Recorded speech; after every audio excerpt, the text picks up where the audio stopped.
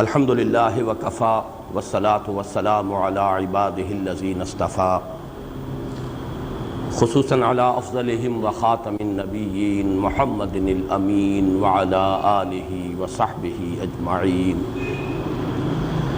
اما بعد فاعوذ باللہ من الشیطان الرجیم بسم اللہ الرحمن الرحیم والضحی واللیل اذا سجا ما ودعك ربك وما قلى وللآخرة خير لك من الأولى ولسوف يعطيك ربك فترضى ألم يجدك يتيما فآوى ووجدك ضالا فهدى ووجدك عائلا فأغنى فأما اليتيم فلا تقهر وأما السائل فلا تنهر وأما بنعمة ربك فحدث بسم الله الرحمن الرحيم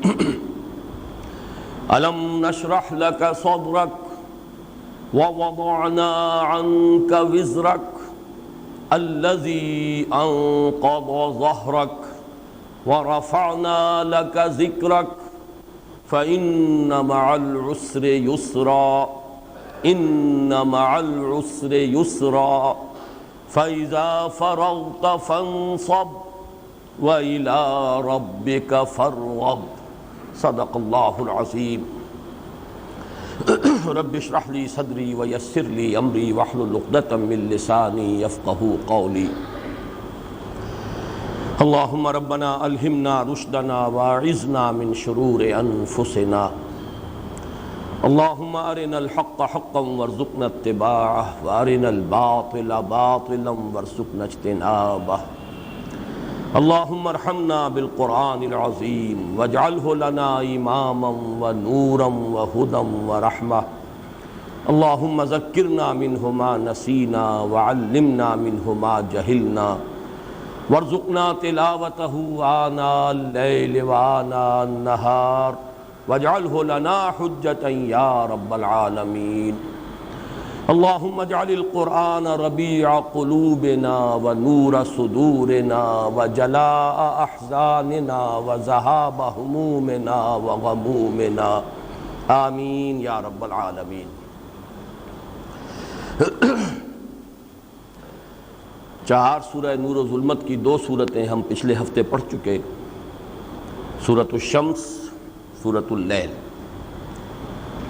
ان دونوں کے مابین جو مشابہتیں تھیں اور جوڑے ہونے کی جو نسبت تھی، اس کے بعض پہلو تو میں بیان کر چکا ہوں۔ ایک پہلو بیان ہونے سے رہ گیا تھا، اسے یہاں نوٹ کر لیں کہ سورۃ الشمس میں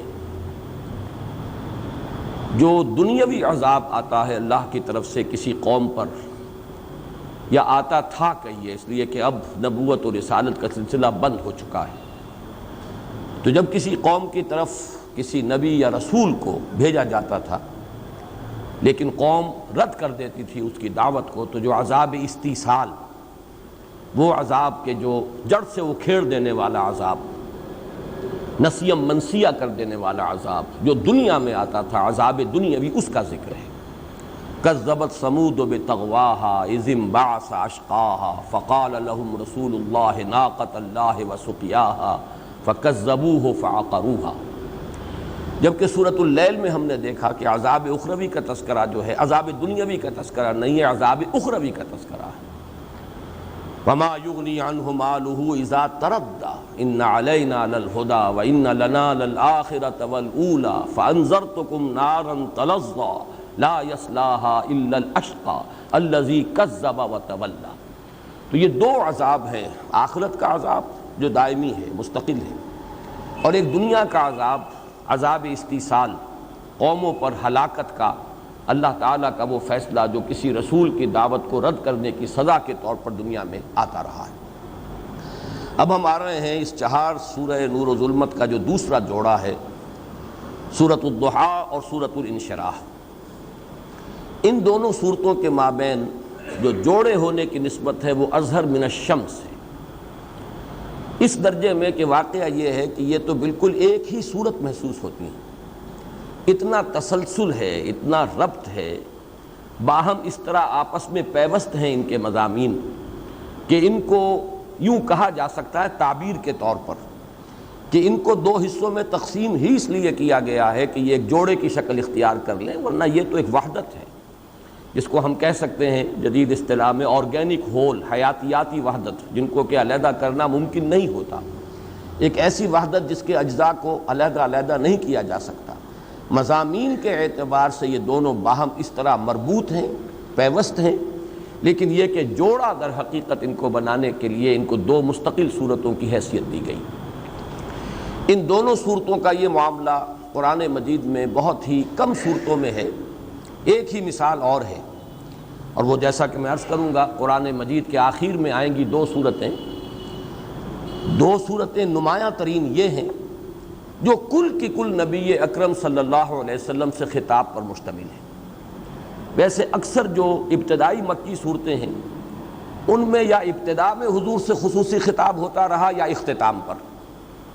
سورۃ المدثر، سورۃ المزمل ابتدا میں حضور سے خطاب ہے، سورۃ العلق جو اب آگے آنے والی ہے، سورہ نون یا سورہ قلم ان کے شروع میں حضور سے خطاب ہے، نون والقلم وما یسطرون ما انت بنعمت ربک بمجنون وان لک لاجرا غیر ممنون۔ لیکن پھر یہ کہ اس کے بعد اور بہت سے مضامین ہیں کہ جو اس صورت میں شامل کیے گئے۔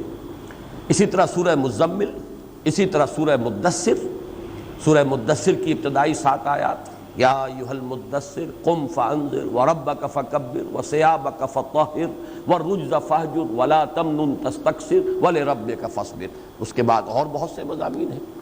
سورۃ العلق کی ابتدائی 5 آیات، اقرأ بسم ربک الذی خلق خلق الانسان من علق اقرأ وربک الاکرم الذی علم بالقلم علم الانسان ما لم یعلم۔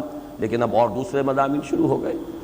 لیکن یہ 4 صورتیں قرآن مجید میں ایسی ہیں، دو تو یہ ہیں سورۃ الضحیٰ، سورۃ الانشراح، کل کی کل حضور سے خطاب پر مشتمل ہے، اور خصوصی معاملہ ہے، معلوم ہوتا ہے کہ خالص نجی سطح پر، یہ تو یوں سمجھیے سرگوشی کا انداز ہے، بالکل انفرادی سطح پر اللہ تعالیٰ خطاب فرما رہے ہیں نبی اکرم صلی اللہ علیہ وسلم کو۔ 2 مثالیں اور اس کی ہیں آگے چل کر، جیسے کہ انا اعطیناک الکوثر فصل لربک وانحر ان شانئک ھو الابتر۔ اب یہ بھی ظاہر بات ہے ساری 3 کی 3 آیات جو ہیں حضور سے خطاب پر مشتمل ہیں۔ یا سورۃ النصر ہے، اذا جاء نصر اللہ والفتح ورأیت الناس يدخلون فی دین اللہ افواجا فسبح بحمد ربک واستغفر انہ کان توابا۔ وہ 2 صورتیں جو ہیں قرآن حکیم کی سب سے چھوٹی صورتوں میں سے ہیں۔ 3 صورتیں ہیں قرآن حکیم کی جو 3 آیات پر مشتمل ہیں، سورۃ العصر، سورۃ الکوثر اور سورۃ النصر۔ ان میں سے 2 وہ ہیں کہ جن میں بالکل انفرادی سطح پر نبی اکرم صلی اللہ علیہ وسلم سے خطاب ہے، اور کل کی کل جو صورت ہے آپ ہی سے خطاب پر مشتمل ہے۔ یا پھر یہ 2 صورتیں یہ نسبتاً بڑی ہیں، سورۃ الضحیٰ 11 آیات پر مشتمل ہے، سورۃ الانشراح 8 آیات پر مشتمل ہے۔ پھر یہ کہ یہ جوڑے کی شکل میں ہے، وہ علیحدہ علیحدہ ہیں۔ سورۃ الکوثر جو ہے وہ شامل کی گئی ہے ارأیت الذی یکذب بالدین کے ساتھ، سورۃ النصر شامل کی گئی ہے سورۃ الکافرون کے ساتھ، لیکن یہاں یہ دونوں صورتیں جو ہیں باہم جوڑے کی شکل میں ہیں۔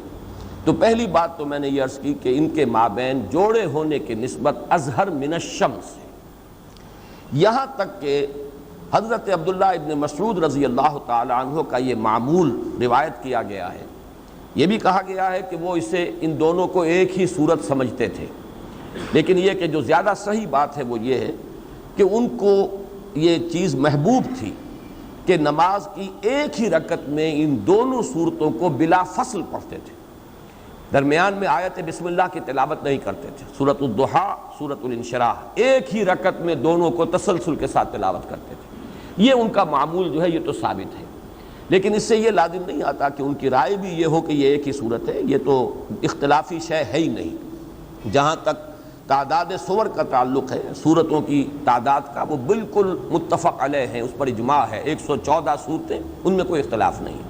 ہو سکتا ہے بعض لوگوں نے ان کے اس طرز عمل سے یہ نتیجہ نکالا ہو کہ چونکہ وہ ایک ہی رکعت میں ان دونوں صورتوں کو پڑھتے ہیں بغیر درمیان میں آیت بسم اللہ کی تلاوت کیے، تو شاید اس سے نتیجہ کے طور پر یہ بات جو ہے اخذ کی گئی ہو کہ ان کے نزدیک یہ ایک صورت ہے، لیکن یہ کہ اس میں آپ کوئی اپنے ذہن میں کوئی اشکال نہ آنے دیں، یہ دو صورتیں ہیں، ایک نہایت ہی حسین و جمیل جوڑا ہے، اور پھر یہ کہ ان دونوں صورتوں کا سابقہ دو صورتوں کے ساتھ جو ربط و تعلق ہے وہ بھی اظہر من الشمس ہے، وہ میں تفصیل سے بیان کر چکا ہوں، کس طرح تدریجاً جو قسموں کا حصہ ہے وہ کم ہوتا چلا گیا۔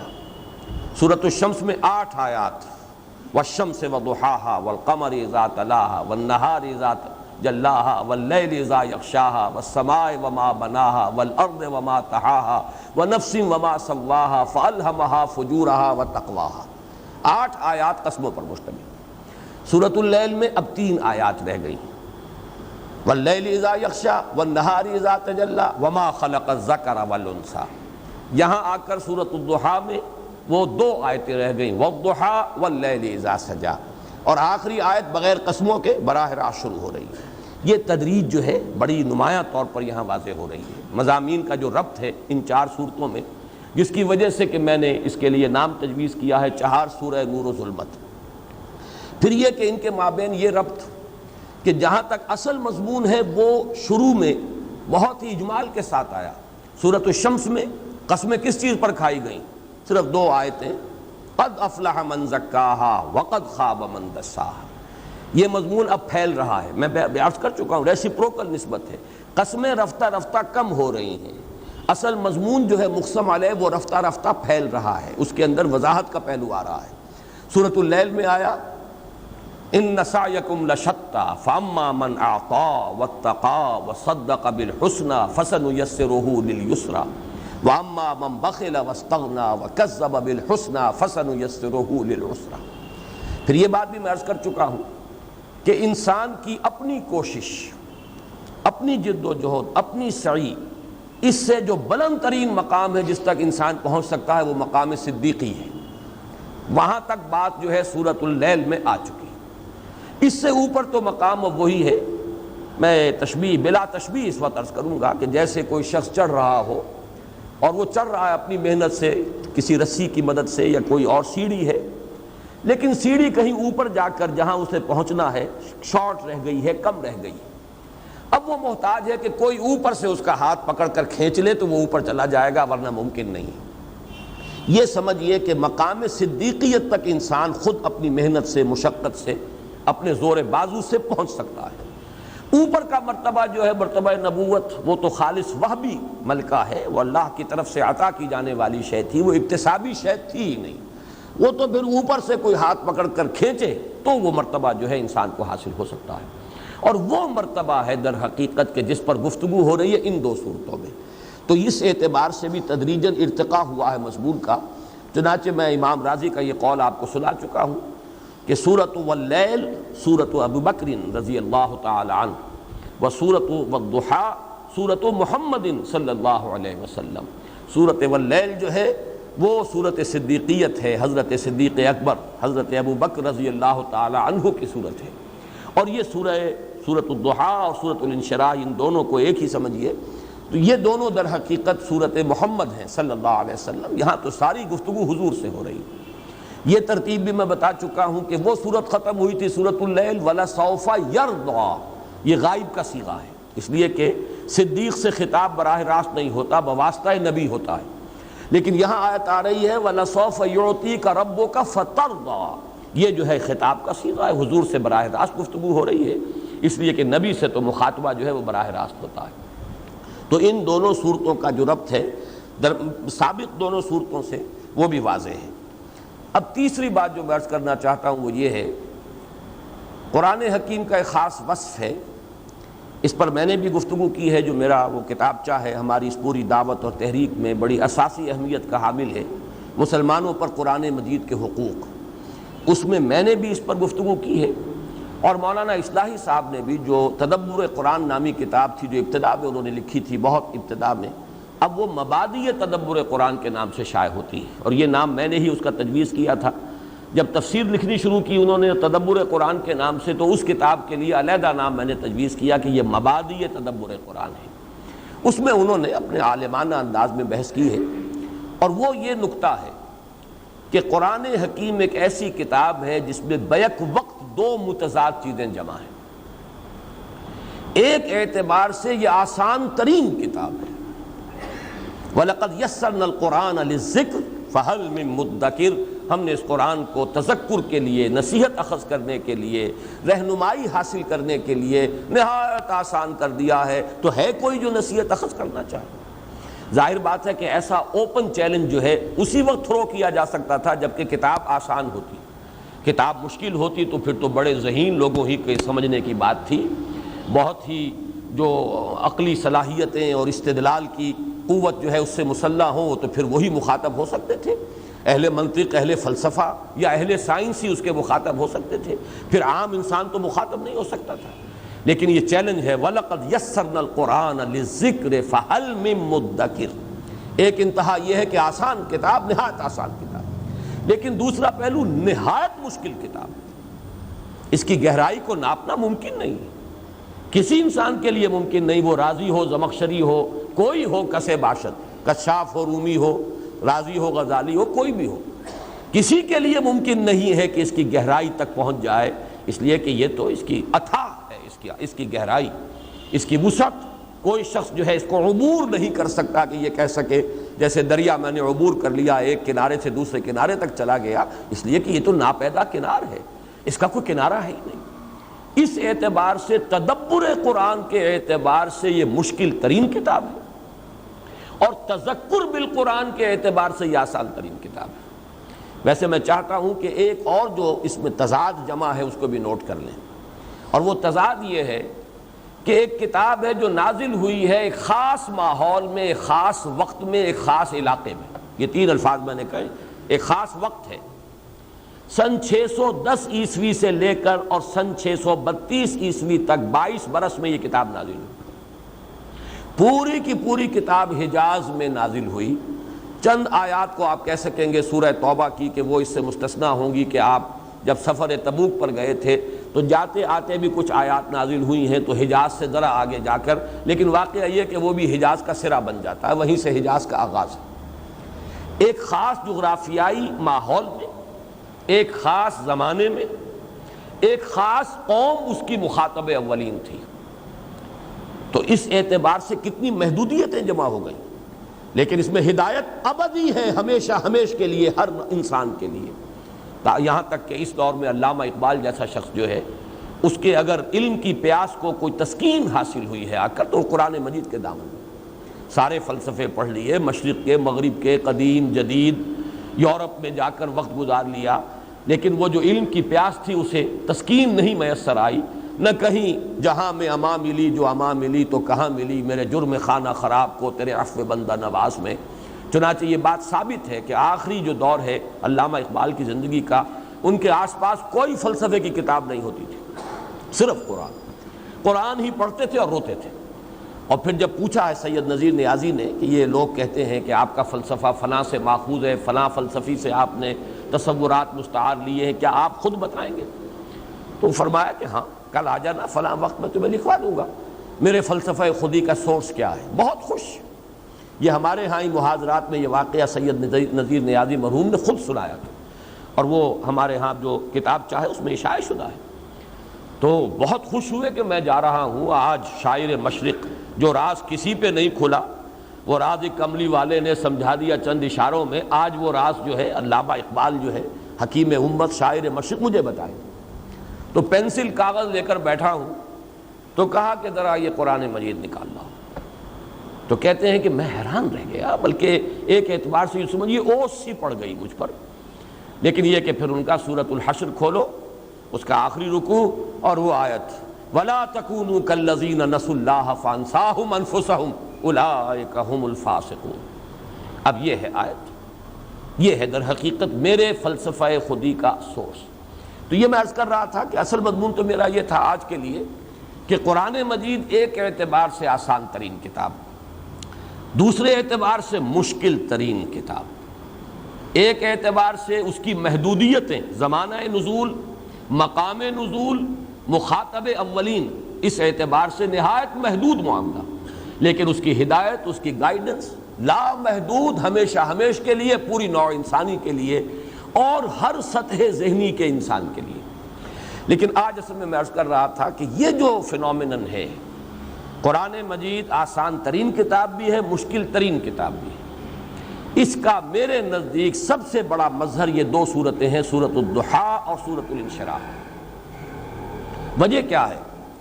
ان دونوں صورتوں میں کوئی لفظ مشکل نہیں، لغت کی گہرائیوں میں جانے کی ضرورت ہی نہیں، اکثر و بیشتر الفاظ وہ ہیں کہ جو سابقہ صورتوں کے اندر اور وضاحت کے ساتھ آ چکے ہیں، ویسے بھی مشکل نہیں، ضحیٰ آ چکا ہے اور اسی طریقے سے رات اس کی گواہی آ چکی ہے، کوئی لفظ مشکل نہیں یہاں۔ پھر یہ کہ کوئی نحوی اشکال اس میں نہیں، یوں سمجھیے کہ جسے ہم کہتے ہیں کہ ہر زبان کا جو سب سے اونچا ادب ہوتا ہے اسے سہل ممتنع کہتے ہیں، بات بہت اونچی کہی جائے لیکن سادہ ترین زبان میں اور سادہ ترین الفاظ میں، آسان ترین زبان میں، اور یہی مشکل ہے۔ اصل میں مشکل مضامین کو ثقیل اصطلاحات میں، ثقیل زبان میں بیان کرنا آسان ہے، لیکن بلند مضامین کو آسان زبان میں بیان کرنا مشکل ہے۔ اس اعتبار سے سہل ممتنع کہا جاتا ہے وہ اشعار یا وہ عبارتیں کہ جو بہت سادہ ہوں لیکن بہت گہری ہوں۔ تو میں یہ سمجھتا ہوں کہ ویسے تو قرآن مجید پورا کا پورا سہل ممتنع کی ایک مثال ہے، لیکن یہ دو صورتیں اس اعتبار سے بہت نمایاں، کوئی لفظ مشکل نہیں۔ معلوم ہوتا ہے کہ صاف سا ترجمہ ہر شخص کر لے گا، لیکن یہ ہے کہ جبکہ نہ کوئی لفظ مشکل نہ کوئی نحوی اشکال، اس کے باوجود بعض پہلو ایسے ہیں کہ جن کے اعتبار سے نہایت مشکل سوالات سامنے آتے ہیں، اور وہ دو پہلو یہ ہیں کہ یہاں مخاطب ہے محمد صلی اللہ علیہ وسلم، آپ کا مقام، آپ کا مرتبہ، زبان لڑکھڑاتی ہے آپ کے لیے لفظ ضال استعمال کرنا۔ وہ کیا تھا بوجھ جو آپ پر پڑا ہوا تھا؟ الذی انقض ظہرک، جو آپ کی کمر کو توڑے دے رہا تھا، وہ کون سا بوجھ تھا؟ کیا مشقت تھی؟ پھر یہ کہ نظر آ رہا ہے جیسے کہ ہمت کچھ پست سی ہو رہی ہو۔ اب دیکھیے میں یہ الفاظ استعمال کر رہا ہوں اور ڈر رہا ہوں کہ حضور کی شان میں یہ لفظ ہم استعمال کریں، لیکن ان صورتوں کا جو پس منظر ہے وہ سامنے آ ہی نہیں سکتا۔ جیسے کچھ بددلی سی ہے، جیسے کچھ مایوسی سی ہے، جیسے کچھ حوصلہ پست ہو رہا ہے، جیسے کچھ ہمت جواب دے رہی ہے، جیسے کوئی اعصابی اضمحلال ہے۔ یہ کیفیات اب حضور کے بارے میں ان چیزوں کا تصور کرنا، آپ کا مقام رفیع، آپ کا مرتبہ بلند، اس کے حوالے سے یہ سوالات جب اٹھتے ہیں تو واقعہ یہ کہ ایک آدمی گھبرا کر رہ جاتا ہے۔ بلکہ آج میں سوچ رہا تھا کہ میں نے سورہ الحدید کی اس آیت کے بارے میں بارہا جو آپ کو الفاظ سنائے ہیں امام رازی رحمۃ اللہ علیہ کے، هو الاول والآخر والظاہر والباطن کے بارے میں، اعلم ان هذا المقام مقام غامض مہیب عمیق، ہوشیار کے رہبر دم تیغ قدم راہ، ہوشیار ہو جاؤ، یہ مقام بڑا خطرناک ہے، بہت یوں مہیب ہے، پر ہیبت ہے، پر جلال ہے، بہت گہرا ہے، بہت مخفی ہے۔ هو الاول والآخر والظاہر والباطن، اس لیے کہ اس میں اللہ کی ذات زیر بحث آ رہی ہے، باقی تمام معاملات صفاتی ہیں، یہاں پہ کوئی مسئلہ ذات کا ہے۔ کوئی خاص وجہ ہے کہ یہاں حرف واو آ رہا ہے جبکہ اللہ تعالیٰ کے اسماء میں قرآن مجید میں کہیں درمیان میں حرف عطف نہیں آتا۔ هو اللہ الذی لا الہ الا هو الملک القدوس السلام المؤمن المہیمن العزیز الجبار المتکبر، 8 اسماء آ گئے، حرف عطف نہیں ہے۔ لیکن یہاں هو الاول والآخر والظاہر والباطن، کیا وجہ ہے؟ اتنا فرق اسلوب کا کیوں ہے؟ اور وہاں پر یہ کہ واقعتاً آدمی جو ہے حیران اور ششدر ہو کر کھڑا رہ جاتا ہے، زبان کھولتے ہوئے ڈرتا ہے کہ کیسے تعبیر کروں اس حقیقت کو۔ ذرا سی زبان جو ہے اگر پھسل گئی تو وہ کفر ہو جائے گا، وہ ہماوست بن جائے گا، پینتھیزم بن جائے گا۔ لیکن یہ کہ الفاظ کچھ بول رہے ہیں، ابھر کر سامنے آ رہے ہیں، ان کا حق ادا کرنے کو ظاہر بات ہے اس کا تقاضا ہے کہ حق ادا کیا جائے، وہی اول وہی آخر وہی ظاہر وہی باطن، معلوم ہوا وہی وہ، اب کیسے تعبیر کریں اس کو؟ تو جیسے وہ مقام ہے جس کے بارے میں وہ الفاظ کہ اعلم ان ھذا المقام مقام غامض محیب عمیق، اسی طرح کا مقام یہ ہے میرے نزدیک سورۃ الضحیٰ اور سورۃ الانشراح۔ یہاں ذات محمدی زیر بحث ہے صلی اللہ علیہ وسلم، اور بلکہ جیسا کہ بہت سے شعراء نے تو کہا ہے کہ اللہ تعالیٰ کی ذات کے بارے میں تو آدمی کچھ کمی بیشی کر بھی جائے تو کوئی گھبراؤ نہیں، کوئی ایسی بات نہیں ہے۔ با خدا دیوانہ باشد با محمد ہوشیار، یہ تو بڑی نزاکت کا معاملہ ہے۔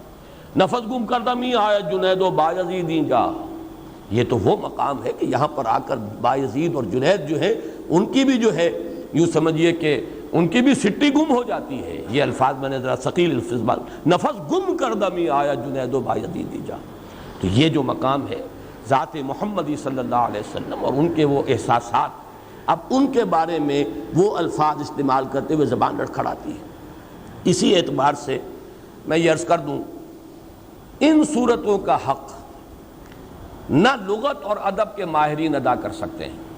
اس میں تو کوئی اشکالات ایسے ہیں ہی نہیں، نہ لغت کے، نہ ادب کے، نہ بیان کے، نہ نحوی اشکال. اسی طریقے سے ان صورتوں کا حق جو اہل عقل اور اہل منطق ہیں وہ بھی ادا نہیں کر سکتے. اور میں اپنی یہ گواہی نوٹ کرا دینا چاہتا ہوں، ریکارڈ پر لے آنا چاہتا ہوں. بہت مایوسی ہوئی ہے مجھے امام راضی کی تفسیر سورۃ الضحیٰ اور سورۃ الانشراح کی پڑھ کر. معلوم ہوتا ہے جس کو انگریزی میں کہتے ہیں بیٹنگ اباؤٹ دی بش، ادھر ادھر ہی چکر لگا رہے ہیں. ان صورتوں کا جو اصل مضمون ہے معلوم ہوتا ہے کہ اس تک ان کی رسائی نہیں ہو رہی. اس کے حوالے سے میں آپ کو ایک خاص بات بتا دینا چاہتا ہوں. تفسیر قرآن کوئی کامل مکمل نہیں ہے، ممکن نہیں ہے کہ کوئی کامل اور مکمل تفسیر ہو سکے. کامل تو قرآن ہے، اس لیے کہ اللہ کا کلام ہے. اللہ کے علم میں کمی نہیں، اللہ کی حکمت میں کمی نہیں، حکمت بالغہ، حکمت کاملہ، علم کامل. لیکن ہر انسان چاہے وہ راضی ہو اور چاہے وہ کشاف ہو اور چاہے وہ ابن کثیر ہو، چاہے وہ ابن تیمیہ ہو رحمہم اللہ، سب کا اپنا اپنا مقام ہے. لیکن ہر شخص کا اپنا ایک مزاج ہوتا ہے، ہر شخص کا ایک زاویہ نگاہ ہوتا ہے، ہر شخص کا اپنا ایک ذوق ہوتا ہے. کوئی شخص بھی اس سے ماورا نہیں ہو سکتا. ہر شخص کا ایک ذوق ہے، ایک مزاج ہے، ایک افتاد طبع ہے. اس کے اعتبار سے اسے یہ جو حقیقت کلی ہے قرآن کی، اس کے کسی ایک پہلو سے یا بہت بڑا تیر کوئی مارے گا تو ایک سے زائد دو پہلوؤں سے اس کو مناسبت ہو جائے گی. لیکن ہمہ جہتی اس کا تعلق ہونا، تمام فیسٹس جو ہیں قرآن کے، تمام پہلو جو ہیں ان کا احاطہ کرنا کسی ایک انسان کے بس میں نہیں. بعض لوگ جو ہیں تفسیر کرتے ہیں روایات کی بنیاد پر، بعض کرتے ہیں جیسے کہ امام راضی ہیں منطق کی بنیاد پر، فلسفے کی بنیاد پر. امام زمخشری نے سارا زور لگا دیا ہے ادب پر اور لغت پر. اپنا اپنا ایک ان کی کنٹریبیوشن ہے، اور ہمارے لیے سب کی کنٹریبیوشن جو ہے وہ بہت ہی قابل قدر ہے. ہمیں ادھر سے بھی لینا، ادھر سے بھی لینا. لیکن یہ کہ اس میں قطعاً کسی شخص کی توہین نہیں ہے اگر یہ کہا جائے کہ فلاں شخص فلاں پہلو سے گویا کہ محروم رہا ہے، ایک پہلو سے اس نے کنٹریبیوٹ کیا ہے، بہت کچھ ہمیں دیا ہے اور ہمیں اس کی قدر کرنی چاہیے. اسی کے حوالے سے میں نے چونکہ جو بھی میری سوچ ہے اور میرا مطالعہ رہا ہے، اور اب تو ظاہر بات ہے کہ عمر کے آخری سرحدوں میں پہنچا ہوا ہوں، جو بھی سوچنا تھا سوچ چکا ہوں. لیکن یہ کہ میں نے اپنی سوچ کے بھی 4 اینگلز جو ہیں وہ بتائے ہیں کہ میں نے 4 گوشوں سے استفادہ کیا ہے. قرآن مجید کا ایک پہلو ہے تحریک، انقلاب، حرکت. یہ مولانا ابوالکلام آزاد اور مولانا مودودی، ان دونوں نے در حقیقت قرآن کے اس پہلو کو نمایاں کیا. بہت بڑی کنٹریبیوشن ہے. قرآن کا ایک پہلو یہ ہے اس کا اسلوب، اس کا باہمی ربط، اس کے الفاظ، اس کی آیات کا آپس میں ربط، سورتوں کا آپس میں ربط، سورتوں کے گروپ بنے تو ان کا ربط. یہ وہ پہلو ہے جو مولانا فراہی اور مولانا اصلاحی صاحب نے اس میں بہت کچھ کنٹریبیوٹ کیا ہے. لیکن ایک ہے قرآن مجید کا اسلاف کے ساتھ اور کچھ تصوف کی چاشنی کے ساتھ، یہ جو ایسوٹیرک ایلیمنٹ ہے، باطنی جو پہلو ہے دین کا اور قرآن مجید کا، یہ جس سے کہ اہل تصوف نے جس سے زیادہ دلچسپی لی ہے وہ پہلو، اس کو ہمارے اسلاف میں سے آج کے زمانے میں سمجھتا ہوں کہ مولانا شبیر احمد عثمانی رحمۃ اللہ علیہ کے حواشی اور در حقیقت ترجمہ جو ہے ان کے استاذ کا ہے حضرت شیخ الہند کا. پھر یہ کہ قرآن مجید کے حوالے سے فکر جدید پر تنقید، کہ فکر جدید اور جدید نظریات میں کتنا حصہ غلط ہے، کتنا صحیح ہے. یہ تو ظاہر بات ہے وہی شخص کر سکتا تھا جس نے جدید فلسفہ اور فکر پڑھا ہو. یہ عام علماء کے بس کا ہوگی نہیں جنہوں نے وہ پڑھا ہی نہیں، اس کوچے میں ان کا گزر ہی نہیں، انہیں پتہ ہی نہیں برٹرینڈ رسل کیا کہتا ہے اور آئنسٹائن کس بلا کا نام ہے. تو ظاہر بات ہے کہ ان کے نظریات میں کتنی چیز جو ہے وہ صحت پر مبنی ہے، فرائیڈ کیا کہتا ہے اور مارکس کا فلسفہ کیا ہے. یہ تو وہی کہیں گے جنہوں نے اس کوچے کے اندر خاک چھانی ہو.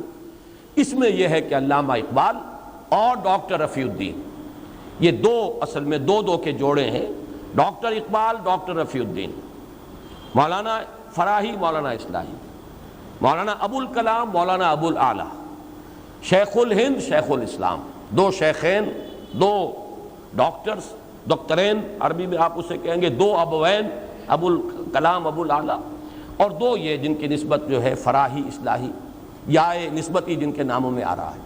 تو یہ ہے جس سے کہ استفادہ کیا. تو میں نے آج یہ بات دوبارہ اس لیے دہرا دی ہے کہ جو بھی طالب علم ہے قرآن کا، اسے یہ اصول کے طور پر سمجھ لینا چاہیے کہ جب تک وہ پینورامک نہیں بنائے گا اپنے ویو کو، اگر کسی ایک ہی شخص کے ساتھ یا ایک ہی شخصیت کے ساتھ یا ایک ہی تفسیر یا ایک ہی مفسر کے ساتھ اس نے اپنے آپ کو نتھی کر لیا، تو گویا کہ وہ محروم کر رہا ہے اپنے آپ کو قرآن مجید کے دوسرے پہلوؤں سے کہ جو اس مصنف یا مفسر کے ذوق سے زیادہ مناسبت نہیں رکھتا تھا، لہذا اس نے اس پر توجہ نہیں کی. زیادہ سے زیادہ پینورامک بنانے کی کوشش کرنی چاہیے. تو یہ جو میں نے عرض کیا تھا کہ ان دونوں صورتوں کا حق نہ ادب و لغت کے حوالے سے ادا کیا جا سکتا ہے، نہ عقل و منطق کے حوالے سے، بلکہ ان دونوں کا خاص معاملہ وہ ہے کہ جو صوفیاء، تصوف کا ذوق رکھنے والے متصوفین، انہوں نے، اور اس لیے کہ وہ در حقیقت علم النفس اور نفسیات انسانی کے سب سے بڑے ماہر ہمارے صوفیاء تھے، اس میں کوئی شک نہیں. جدید نفسیات کے ماہرین تو پانی بھریں گے ان کے سامنے، اس لیے کہ وہ تو در حقیقت انسان کے صرف ایک پہلو سے واقف ہیں. وہ انسان کے صرف اینیمل بینگ جو ہے اس کی جو نفسیات ہیں اس کو جاننے والے ہیں، اس سے آگے نہیں. اصل انسان، ایک کل انسان، پورا انسان، the whole man, the whole human being, یہ تو ان کے سامنے ہے ہی نہیں. وہ اس کے روحانی وجود سے واقف ہی نہیں. وہ تو در حقیقت صرف اس کے جو حیوانی وجود ہے اسی کو انہوں نے اپنی گفتگو کا موضوع بنایا، ریسرچ کا موضوع بنایا، تحقیق و تجسس کا موضوع بنایا، لہذا وہ تو بہت ہی پیچھے ہیں. لیکن یہ ہے کہ اس میں جو ہمارے صوفیاء کرام ہیں انہوں نے اس کو سمجھا ہے. بلکہ آج مجھے ایک فارسی کا مصرع یاد آیا، بڑا پیارا ہے. چو معاملہ نہ دارد سخن آشنا نہ باشد. اگر کسی کے اپنے دل میں کوئی محبت کی آگ کبھی لگی نہ ہو، اس کی جو گفتگو ہوگی، اس کی جو بات ہوگی، اس میں وہ آشنائی کا انداز ہوگا ہی نہیں. یہ تو جس کا اپنا تجربہ ہو کچھ، وہ جب بات کرتا ہے تو پھر اسے محسوس ہوتا ہے کہ یہ شخص جانتا ہے، یہ اس کوچے سے گزرا ہے، یہ اس کی اپنی واردات قلبیاں ہیں، یہ احساسات جو ہیں ان کا اسے تجربہ ہوا ہے. جو معاملہ نہ باشد، جس کا کوئی معاملہ ہوا ہی نہیں کبھی، سخن آشنا نہ باشد، وہ اوپری باتیں کرتا رہے گا، سطحی سی باتیں ہوں گی، اوپر سے نکل جائیں گی، معلوم ہوگا کہ بڑی بھاری بھرکم باتیں ہو رہی ہیں، بڑی فلسفیانہ باتیں ہو رہی ہیں، لیکن وہ کہیں دل میں اترے گی نہیں، وہ پیئرس کرنے کی صلاحیت ان میں نہیں ہوگی. چو معاملہ نہ باشد سخن آشنا، چو معاملہ نہ دارد سخن آشنا نہ باشد. تو یہ معاملہ جو ہے میں خاص طور پر بعد میں آپ کو بتاؤں گا کہ مجھے جو ان صورتوں کے ضمن میں جو خصوصی رہنمائی ملی ہے وہ ان چاروں سورسز میں سے کسی سے نہیں، بلکہ یہ تفسیر مظہری جس کے مصنف اور مفسر جو ہیں قاضی ثناء اللہ پانی پتی، وہ سلسلہ مجددیہ نقشبندیہ کے ایک بہت بڑے بزرگ ہیں جو گزرے ہیں ماضی قریب میں، زیادہ پرانے نہیں ہیں. میرزا مظہر جانے جانا شہید رحمت اللہ علیہ کے یہ خلیفہ تھے، قاضی ثناء اللہ پانی پتی. لیکن یہ نوٹ کیجئے، ایک ہمارے ہی دور میں بھی ثناء اللہ امرتسری رحمہ اللہ، انہوں نے تفسیر لکھی، لیکن انہوں نے اپنی تفسیر کا نام رکھا تفسیر ثنائی اپنے نام سے. ایک یہ ثناء اللہ ہے پانی پتی، انہوں نے اپنی تفسیر کا نام رکھا تفسیر مظہری، اپنے استاد کی طرف اسے منسوب کیا ہے. میرزا مظہر جانے جانا، اپنے نام کی طرف نسبت نہیں دی. اسی سے اندازہ ہو جاتا ہے کہ احساسات میں اور نقطہ نظر میں کتنا فرق ہے. ان کا ذوق کیا ہے، وہ سب کچھ منسوب کر رہے ہیں اپنے علم کو اپنے استاد کی طرف. آج ہم جو ہے وہ سب کچھ منسوب کرنا چاہتے ہیں اپنی طرف، کہ معلوم ہوتا ہے سب کچھ مجھ پر منکشف ہوا ہے، شاید یہ براہ راست وہی جو ہے مجھ پر ہوئی ہے. لیکن جبکہ ہمارے اسلاف کا انداز بالکل مختلف تھا کہ وہ تو یہ سمجھتے تھے کہ جو بھی کچھ ہے وہ ہمیں اپنے اساتذہ سے، اپنے مرشدین سے ملا ہے، ہم تو ان کی خاک پا کے برابر ہیں. تو انہوں نے تفسیر کا نام تفسیر مظہری رکھا ہے. بہرحال یہ کچھ طویل تو ہو گئی ہے تمہید، لیکن اب آئیے کہ ہم اس سورہ مبارکہ کا مطالعہ شروع کریں. وَالضُّحَىٰ وَاللَّيْلِ إِذَا سَجَىٰ مَا وَدَّعَكَ رَبُّكَ وَمَا قَلَىٰ. قسم ہے روز روشن کی، دھوپ چڑھے کا جو وقت ہے وہ میں بیان کر چکا ہوں. صلاۃ الضحیٰ تقریباً 10 بجے 11 بجے یعنی زوال سے متصلاً قبل جو ہے صلاۃ الضحیٰ ہے، 10 بجے کا وقت. یہ وہ وقت ہے جب کہ دن پوری طرح روشن بھی ہو گیا اور اس میں کچھ تمازت اور حدت جو ہے، حرارت اور گرمی بھی آ گئی، اور حرکت اور اس کے اندر تگ و دو، بھاگ دوڑ معاش کے لیے سب کے سب جو ہے وہ اپنی اس حرکت کے اندر مصروف ہیں۔ اور اس کے بالمقابل واللیل اذا سجا، یہاں یہ رات کے لیے کے ساتھ جو لفظ آیا وہ نیا لفظ ہے، اس سے پہلے یغشا تو آیا ہے، یغشاہا، واللیل اذا یغشاہا سورۃ الشمس میں، اور واللیل اذا یغشا سورۃ اللیل میں، ڈھانپ لینے والی رات۔ معلوم ہوتا ہے کہ جیسے کوئی چادر تان دی گئی، اوپر چھپا دیا گیا کسی شے کو، زمین کو ڈھانپ دیا، یا سورج کے آگے رات جو ہے چادر بن کر تن گئی، اب آپ کو سورج نظر نہیں آ رہا، اس کی روشنی کا سلسلہ منقطع ہو گیا۔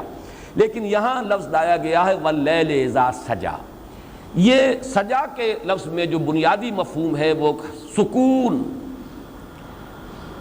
چنانچہ بحر ساجن کہتے ہیں سمندر کی وہ کیفیت جس میں کوئی تلاطم نہیں ہے، موجیں نہیں ہیں، پرسکون سمندر جو ہے، پانی جو ہے پرسکون ہے، یہ بحر ساجن۔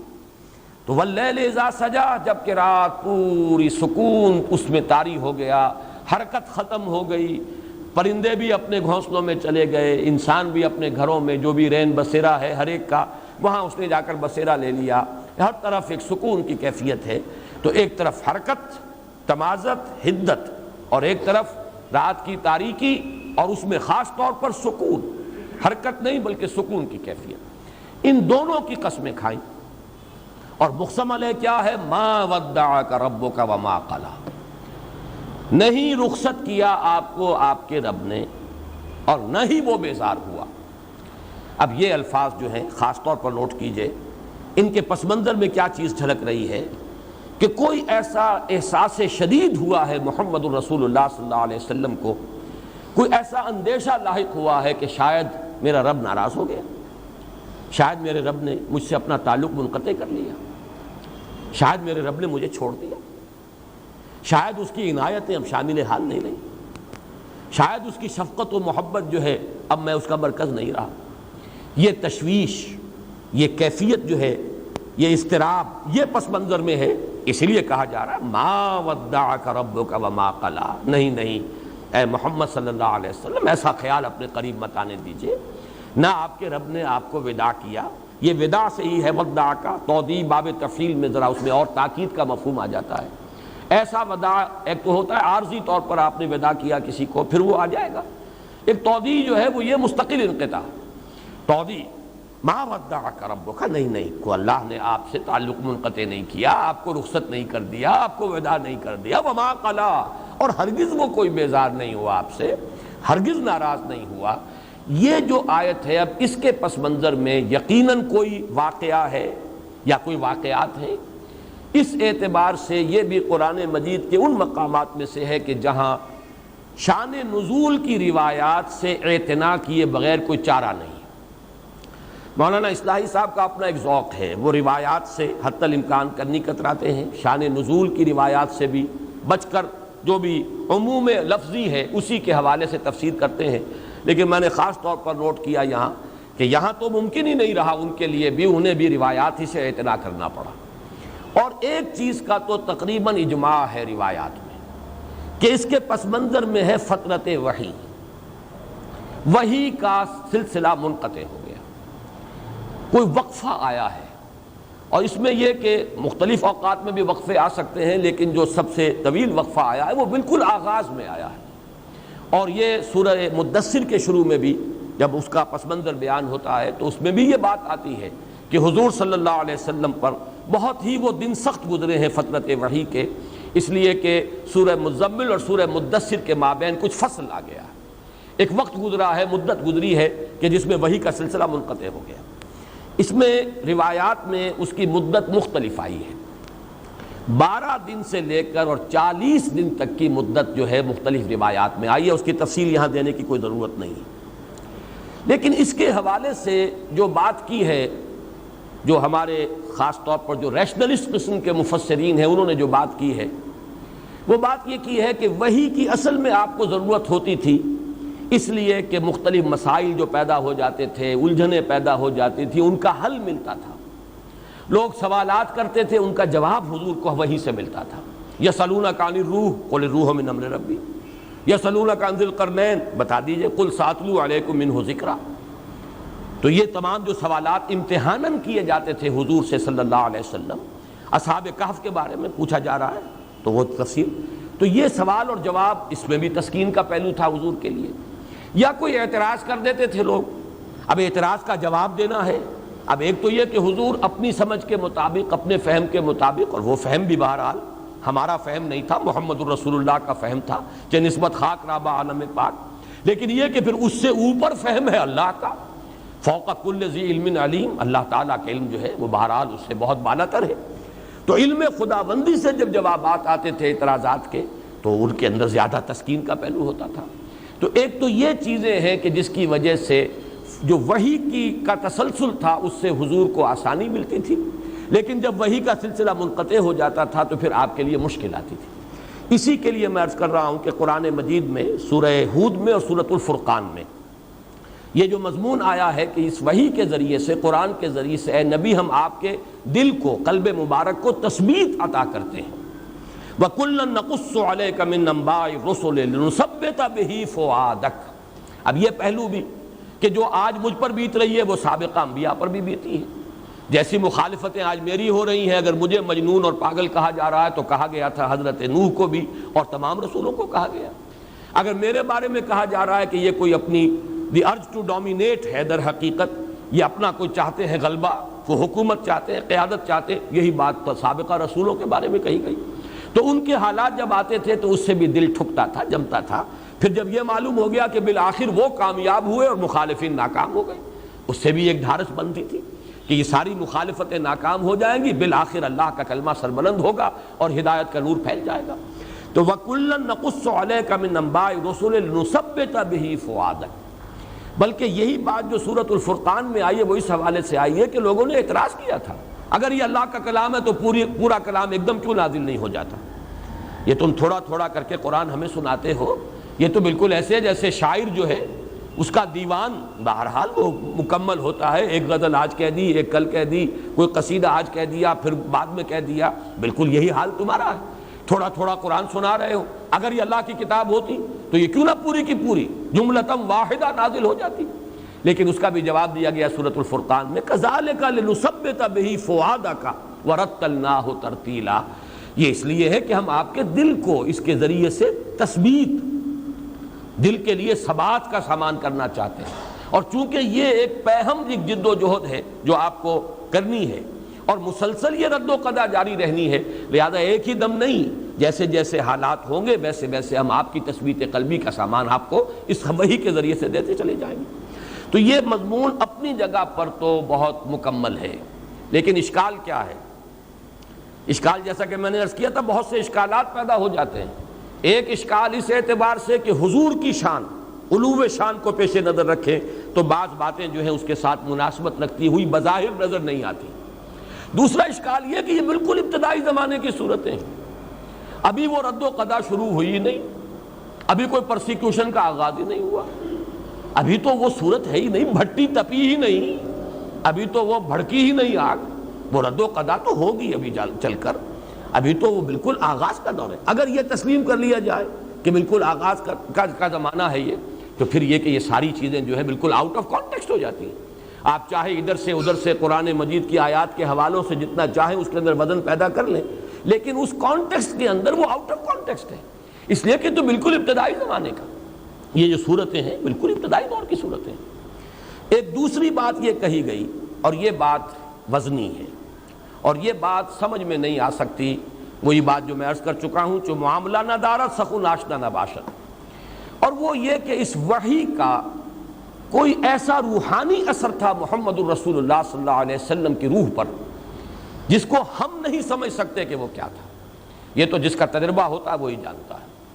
یہ جو ایک کیفیت ہے کہ لذت عبادہ نہ دانی بخدا تا نہ چشی، جس کے اوپر خود وہی نازل نہیں ہوئی، اس کی لذت، اس کا سرور، اس کا کیف، اس سے انبساط، اس سے جو انشراح ملتا تھا محمد الرسول اللہ صلی اللہ علیہ وسلم کو، ہم اپنی عقل و منطق کے حوالے سے اس کو پہچان ہی نہیں سکتے۔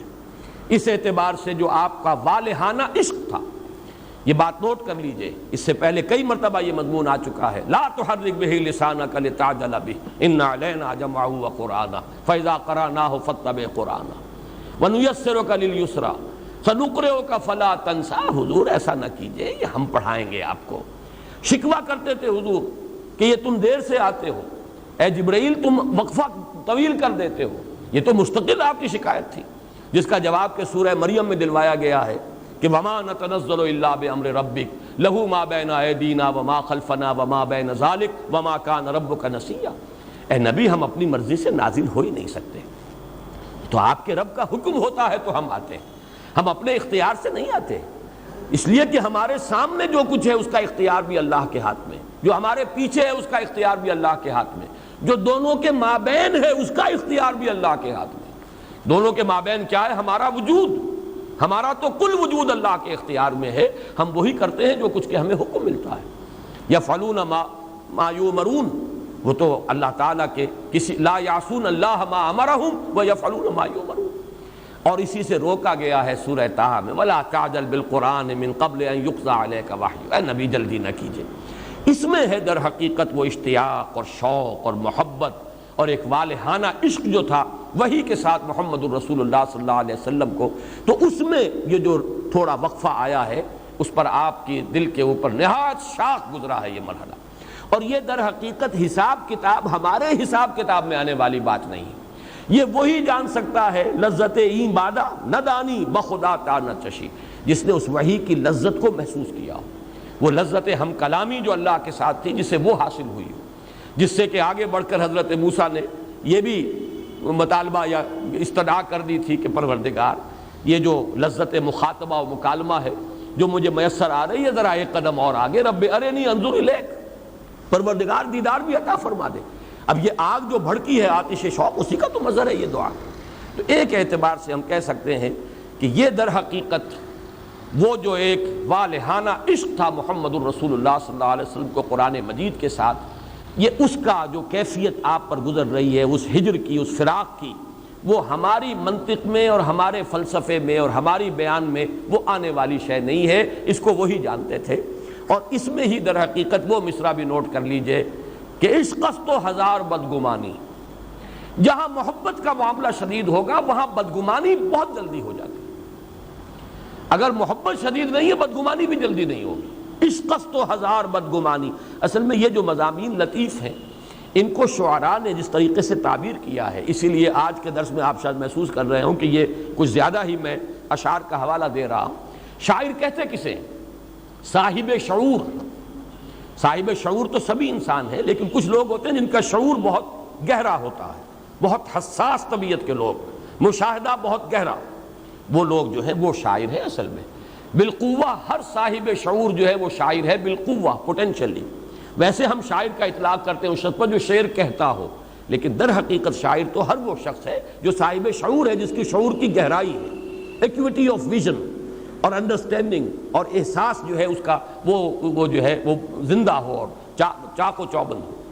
اس اعتبار سے میں یہ ذرا آج جو ہے کچھ اشعار اور جو مصرے ہیں ان کی مدد لے رہا ہوں بات کو سمجھانے کے لیے کہ عشق است و ہزار بدگمانی ما ودعک ربک وما قلی، اے نبی قطعاً یہ بدگمانی آپ نہ کیجئے، یہ آپ کے اس محبت کی در حقیقت گہرائی اور والہانہ پن جو ہے یہ اس کا مظہر ہے کہ یہ تھوڑا سا وقفہ وحی کا آیا ہے اور آپ نے یہ محسوس کر لیا، یا آپ کو یہ اندیشہ ہو گیا کہ کہیں میرے رب نے مجھے چھوڑ تو نہیں دیا، کہیں میرے رب نے مجھ سے اپنا تعلق منقطع تو نہیں کر لیا، کہیں میں اب اس کا مورد الطاف و عنایات تو نہیں رہا، کوئی ایسی صورت تو نہیں ہے۔ اس میں پھر مزید اضافہ کر لیجئے کہ کچھ لوگوں کی طرف سے طعنے بھی حضور کو سننے پڑے، اور یہ عجیب بات ہے کہ دو خواتین کے بارے میں بات آتی ہے، اگرچہ ان دونوں کا جذبہ بالکل مختلف ہے، لیکن یہ کہ بات تقریباً ایک ہی کہی ہے۔ حضرت خدیجہ الکبریٰ رضی اللہ تعالی عنہا کا بھی یہ قول منقول ہے، اور یہ ابن جریر لائے ہیں، علامہ ابن جریر رحمۃ اللہ علیہ، حضرت شداد ابن عبداللہ رضی اللہ تعالی عنہ سے، کہ حضرت خدیجہ نے یہ کہا حضور سے کہ معلوم ہوتا ہے کہ آپ کی عجلت پسندی اور بے صبری کی وجہ سے اللہ آپ سے ناراض ہو گیا۔ یہ بے صبری بھی وہ دیکھیے، دل ناصبور جسے کہا جاتا ہے، وہ دل جس سے صبر نہیں آتا، دل ناصبور، وہ تو یہ کہ عشق جتنا ہوگا اتنی ہی اس کے اندر صبر کی کمی ہو جائے گی. والہانہ پن جو ہے اس کی وجہ سے حضرت خدیجہ نے یہ کہا. معلوم ہوتا ہے کہ اللہ آپ کی اس بے صبری، اور اب یہ میں الفاظ کوٹ کر رہا ہوں، ہم یہ لفظ استعمال نہیں کر سکتے حضور کے لیے، اس لیے میں نے حوالہ دے دیا علامہ ابن جریر طبری، اور وہ بھی اس کو شداد ابن عبداللہ رضی اللہ تعالی عنہ سے کوٹ کر رہے ہیں کہ آپ کی بے صبری کی وجہ سے اللہ تعالیٰ آپ سے ناراض ہو گیا. یہ الفاظ حضرت خدیجہ الکبریٰ نے کہے. دوسری طرف یہ تو ہے ہمدردی اور تعسف کے ساتھ، اظہار ہمدردی ہے، تعسف کے ساتھ ایک بات کہی جا رہی ہے، اور طعن اور طنز کے انداز میں، اور بڑی خوشی اور ابتہاج اور مسرت کا اظہار کرتے ہوئے جمیل جو آپ کی چچی تھی ابو لہب کی بیوی، اس نے کہا محمد معلوم ہوتا تمہارا شیطان تمہیں چھوڑ گیا. اس روایت کی کچھ بڑی یعنی استہزائیہ انداز میں نفی کی ہے مولانا اصلاحی صاحب نے کہ کیسے ممکن ہے، کیسے پتہ چل گیا لوگوں کو کہ وہی جو ہے وہ بند ہو گئی. حالانکہ واقعہ یہ ہے کہ بخاری اور مسلم دونوں میں صحیحین میں یہ روایت موجود ہے کہ حضور کئی راتیں مسلسل اٹھ نہ سکے. چونکہ رات کو یہ جو ابو لہب کا گھر ہے یہ حضور کے گھر کے ساتھ بالکل متصل تھا، یہی وجہ ہے کہ جلیل نے آپ کو بہت ایذائیں پہنچائی ہیں.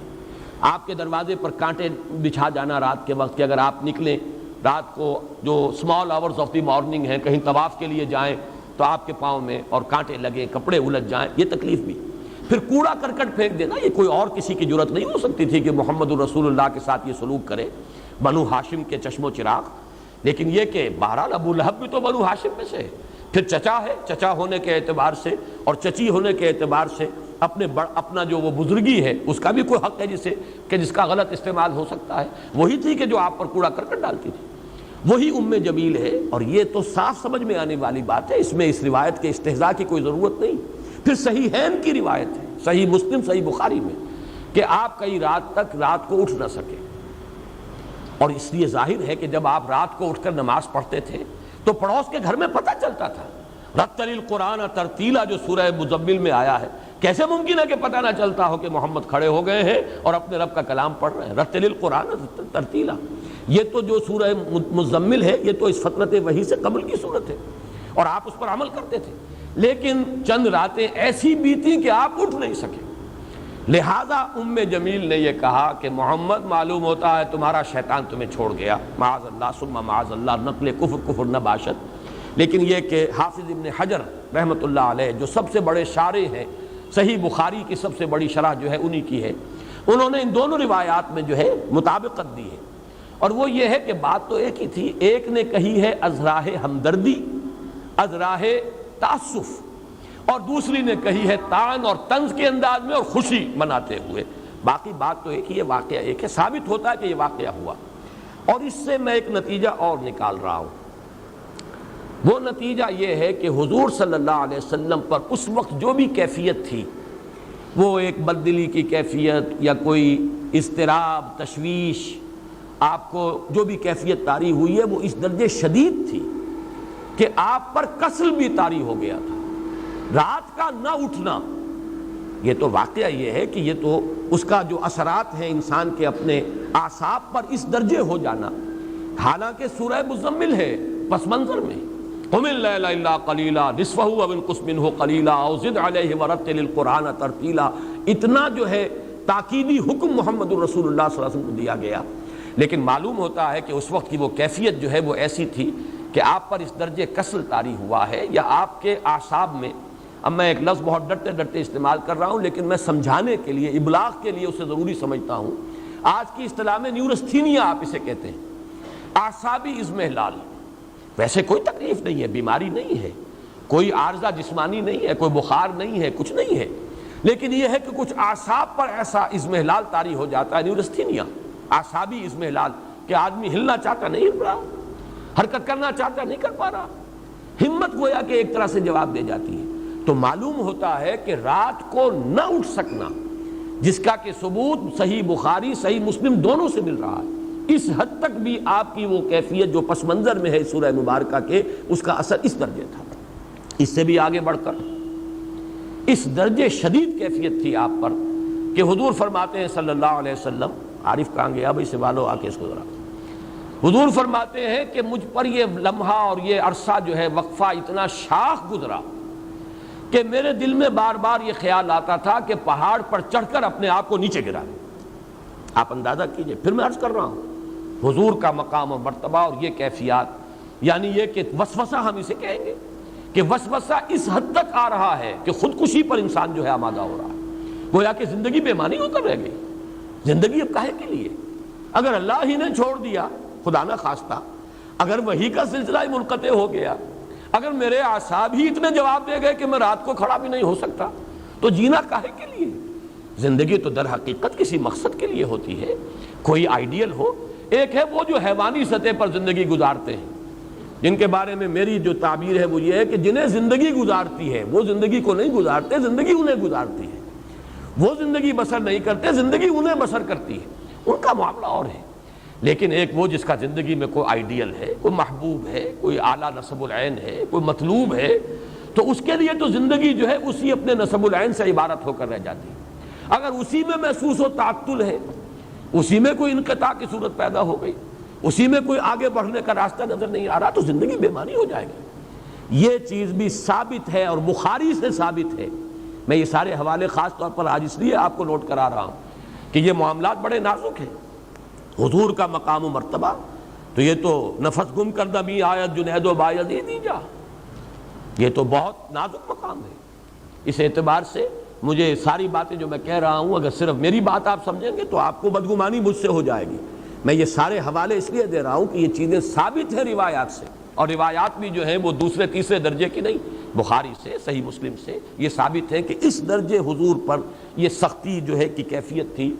اور ایک مقام اور نوٹ کر لیجئے جو سورہ انعام میں ہے، یہ جو تانے تھے جو حضور کو مل رہے تھے، معلوم ہوتا ہے دوسروں نے بھی دیے۔ یہ تو میں نے دو خواتین کی بات چونکہ ایک دوسرے کے مقابلے میں آ گئی ہے، حضرت خدیجہ رضی اللہ تعالی عنہا اور ام جمیل علیہا ما علیہا، تو ان دونوں کا چونکہ تضاد ہے وہ میں نے بیان کر دیا، ورنہ بہت سے لوگوں کے بارے میں آتا ہے کہ لوگوں نے کہنا شروع کر دیا محمد معلوم ہوتا ہے تمہارا خدا تمہیں چھوڑ گیا، کسی نے کہا تمہارا شیطان تمہیں چھوڑ گیا۔ تو اس کے حوالے سے سورہ انعام کی وہ آیت بھی نوٹ کر لیجئے، وَلَقَدْ نَعْلَمُ أَنَّكَ يَضِيقُ صَدْرُكَ بِمَا يَقُولُونَ، اے نبی ہمیں خوب معلوم ہے کہ آپ کا سینہ بھنچتا ہے ان باتوں سے جو یہ کہہ رہے ہیں۔ تو یہ ویسے تو یہ کہ مجنون کسی نے کہا، کسی نے شاعر کہا، کسی نے ساحر کہا، یہ تمام باتیں بھی ہیں یقیناً کہ جو حضور پر، آپ کے قلب مبارک پر ان کا ایک جو ہے اثر جو ہے وارد ہوتا تھا، تاثر۔ لیکن یہ یہاں خاص طور پر ضیق صدر، سینے کا بھنچنا، اور اس کا خاص تعلق قائم ہو جائے گا اگلی صورت کے پہلے لفظ علم نشرح لک صدرک۔ ضیق صدر سینے کا بھنچنا اور تنگ ہو جانا، اور انشراح صدر سینے کا کھل جانا، بست کی ایک کیفیت پیدا ہو جانا۔ تو یہ ضیق کا لفظ جو ہے یہ سورہ انعام کی اس آیت میں آیا ہے، وَلَقَدْ نَعْلَمُ أَنَّكَ يَضِيقُ صَدْرُكَ بِمَا يَقُولُونَ، بلکہ یہ سورہ ہجر میں ہے غالباً، سورہ ہجر میں یہ الفاظ آئے، یا سورہ انعام میں میں اس وقت مستحضر نہیں۔ لیکن یہاں ذرا ایک بات نوٹ کر لیجئے کہ سورۃ الضحیٰ کے اگر ہم 3 حصے کر لیں، یہ سارا تاریخی پس منظر جو ہے اور یہ روایات اور یہ حوالے اور یہ شان نزول کی روایات پہلی 3 آیات کے لیے تو بالکل کفایت کرتی ہیں۔ فترت وحی، اس کا حضور پر نہایت شاخ گزرنا، وہ شاخ والہانہ عشق کی وجہ سے ہے، یا وہ شاخ گزرنا اس وجہ سے ہے کہ لوگوں نے تانے دینے شروع کر دیے، جو بھی ہو، اس سے یہ سمجھ میں آیا کہ اس کی بنا پر حضور کی یہ کیفیت ہوئی کہ اندیشہ ہوا کہ عشقست تو ہزار بدگمانی، شاید میرا رب مجھے چھوڑ گیا، شاید میرا تعلق منقطع ہو گیا، شاید پروردگار ناراض ہو گیا، شاید میری کسی بات سے وہ بیزار ہو گیا، معاذ اللہ ثم معاذ اللہ۔ اس میں آپ کو تسلی دے دی گئی، ما ودعک ربک وما قلی، اور استشہاد کیا گیا رات اور دن سے۔ دیکھیے ہمارا سارا نظام جو چل رہا ہے اس میں تضادات ہیں، روشنی بھی ضروری ہے، تاریکی بھی ضروری ہے، بلندی کا اپنا مصرف ہے اور پستی کا اپنا مقام ہے، رات کی اپنی حکمتیں اور مصلحتیں ہیں اور دن کی اپنی حکمت اور مصلحت ہیں۔ یہ تضادات جو چلا آ رہا ہے سورۃ الشمس سے لے کر پھر سورۃ اللیل، تضادات، اور ان تضادات میں خاص طور پر رات اور دن یہ تینوں صورتوں میں آ رہا ہے۔ یہاں پر تو رہی گئی صرف 2 چیزیں، والضحیٰ واللیل اذا سجا، باقی یہ کہ اور تمام چیزیں جو ہیں وہ پیچھے جو آ چکی ہیں۔ تو اس لیے یہ جیسے کہ ہمیں معلوم ہے کہ ہمارا یہ دنیا کا نظام رات اور دن ہی کے حوالے سے یہ حیات کا سلسلہ قائم ہے. ہماری ساری غذا ٹریس کریں گے تو عالم نباتات سے ہے. عالم نباتات کا سارا دار و مدار جو ان کا ریسپیریشن کا نظام ہے وہ دن اور رات میں جدا ہو جاتا ہے. ایک وقت میں وہ آکسیجن لے رہے ہیں اور کاربن ڈائی آکسائڈ چھوڑ رہے ہیں, ایک وقت میں کاربن ڈائی آکسائڈ استعمال کر رہے ہیں اور فوٹو سینتھسس میں اس کو وہ اپنا گویا کہ یوں سمجھیے کہ را میٹیریل بنا رہے ہیں اور آکسیجن چھوڑ رہے ہیں. ریسپیریشن کا نظام جو ہے بالکل برعکس ہو گیا دن اور رات کا. اسی سے سارا عالم نباتات کا نظام ہے, اسی سے ہمارا یہ غذا کا معاملہ. چاہے بکری کا گوشت ہم کھاتے ہیں تو بکری کا گوشت بھی اسی نباتات سے بنا ہے, وہی پتے ہیں اور وہی گھاس ہے کہ جو وہ کھا رہی ہے. لہذا پھر اسی طریقے سے انسانی اپنی نفسیات ہے, تکان اسے طاری ہوتی ہے, اضمحلال ہو جاتا ہے. آپ کو معلوم ہے کہ مسلسل روشنی کے سامنے بٹھانا یہ تو ٹارچر کا ذریعہ ہے. جیسے کہ انویسٹیگیشن کے اندر بھی, انٹروگیشن میں بھی ٹارچر ہوتا ہے یہ کہ آپ کو مسلسل جگایا جائے اور روشنی جو ہے تیز وہ آپ کی آنکھوں پر ڈالی جائے, یہ تو ٹارچر ہو جائے گا. تو جیسے دن ضروری ہے رات بھی ضروری ہے, جیسے حرکت ضروری ہے ایسے ہی سکون بھی ضروری ہے, جیسے بھاگ دوڑ ضروری ہے ویسے ہی استراحت بھی ضروری ہے. اسی طرح نبی جیسے وحی کا آنا ضروری ہے ویسے ہی اس کا ایک وقفہ بھی ضروری ہے. آپ اس کا تحمل نہیں کر پائیں گے. لو انزلنا هذا القرآن على جبل لرأيته خاشعا متصدعا من خشية اللہ. اس پورے قرآن کو اگر ہم نے کسی پہاڑ پر اتار دیا ہوتا تو آپ دیکھتے کہ پھٹ جاتا اور وہ بیٹھ جاتا, دب جاتا اللہ کی خشیت سے, من خشیت اللہ. لہذا جیسے کہ میں آیت آپ کو سنا چکا سورۃ الفرقان کی, ہم نے تھوڑا تھوڑا کر کے نازل کیا. کذالک لنثبت به فؤادک ورتلناہ ترتیلا, تھوڑا تھوڑا کر کے اتارا ہے تاکہ آپ کا دل اس کو سہار سکے, تحمل کر سکے اور آپ کے دل کو اس کے ذریعے سے تثبیت حاصل ہو جائے. یہ گویا کہ دونوں چیزیں جو ہے یہ ایک دوسرے کے ساتھ ہیں, منسلک ہیں. تو یہ ہے والضحیٰ واللیل اذا سجا ما ودعک ربک وما قلی. لیکن اب جب ہم آتے ہیں اگلی 5 آیات پر, اس میں ایک اضافی کیفیت سامنے آ رہی ہے. یہ جو اب تسلی دی جا رہی ہے وَلَسَوْفَ يُعْطِيكَ رَبُّكَ فَتَرْضَىٰ وَلَلْآخِرَةُ خَيْرٌ لَكَ مِنَ الْأُولَىٰ أَلَمْ يَجِدْكَ يَتِيمًا فَآوَىٰ وَوَجَدَكَ ضَالًّا فَهَدَىٰ وَوَجَدَكَ عَائِلًا فَأَغْنَىٰ. اس کے پس منظر میں ایک دوسری کیفیت ہے, نا امیدی کی کیفیت.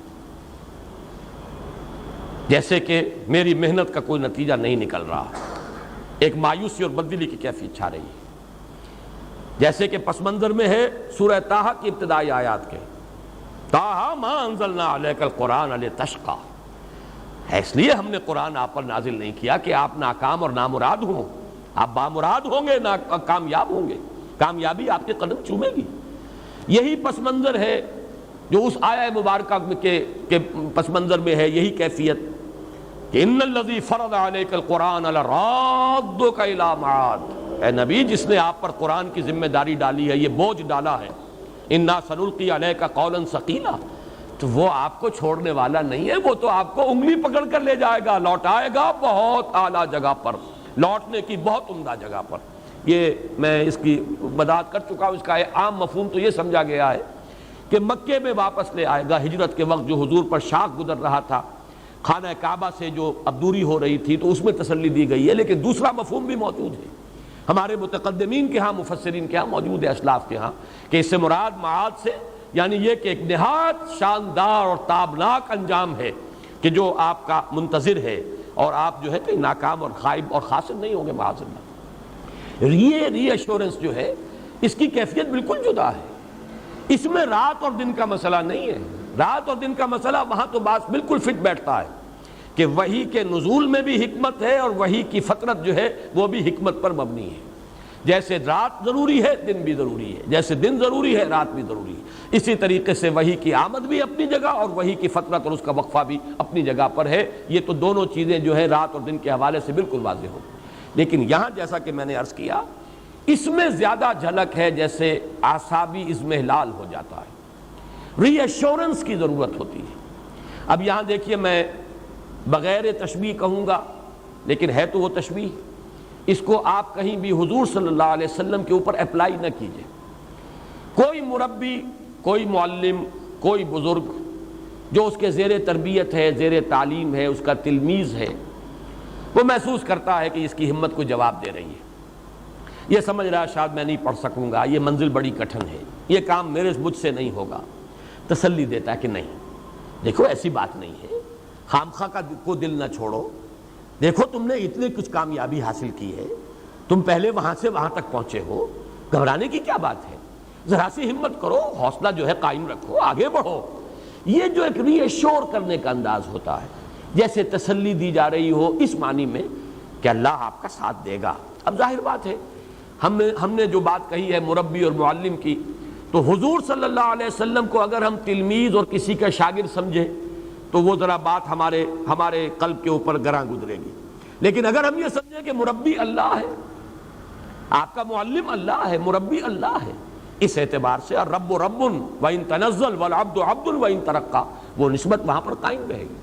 تو یہ جو حوصلہ دینے کا انداز ہے، اس کے پس منظر میں ہے اضمحلال، جس کو میں نے تعبیر کیا تھا جیسے کہ اعصاب کچھ جواب دے رہے ہوں، جیسے کہ ہمت کچھ بیٹھ رہی ہو، جیسے کہ کمر جو ہے وہ کچھ کمزور پڑتی نظر آ رہی ہو، جیسے اگلی صورت میں آئے گا الذی انقض ظہرک، جس نے کہ آپ کی کمر کو وہ دوہرا کر دیا تھا یا کمر توڑ کر رکھ دی تھی، یہ میں اس کا وضاحت بعد میں کروں گا اس کے لغوی معنی کیا ہیں، لیکن یہ جو پس منظر ہے اس کو اگر آپ پہچان لیں کہ جس میں یہ ری ایشورنس دی جا رہی ہے، اے نبی وَلَلْآخِرَةُ خَيْرٌ لَكَ مِنَ الْأُولَىٰ، بالکل مطمئن رہیں، آپ کے لیے آخرت کہیں بہتر ہے پہلی سے، لفظی ترجمہ ہوگا آپ کے لیے پچھلی کہیں بہتر ہے پہلی سے، یہ لفظی ترجمہ ہوگا۔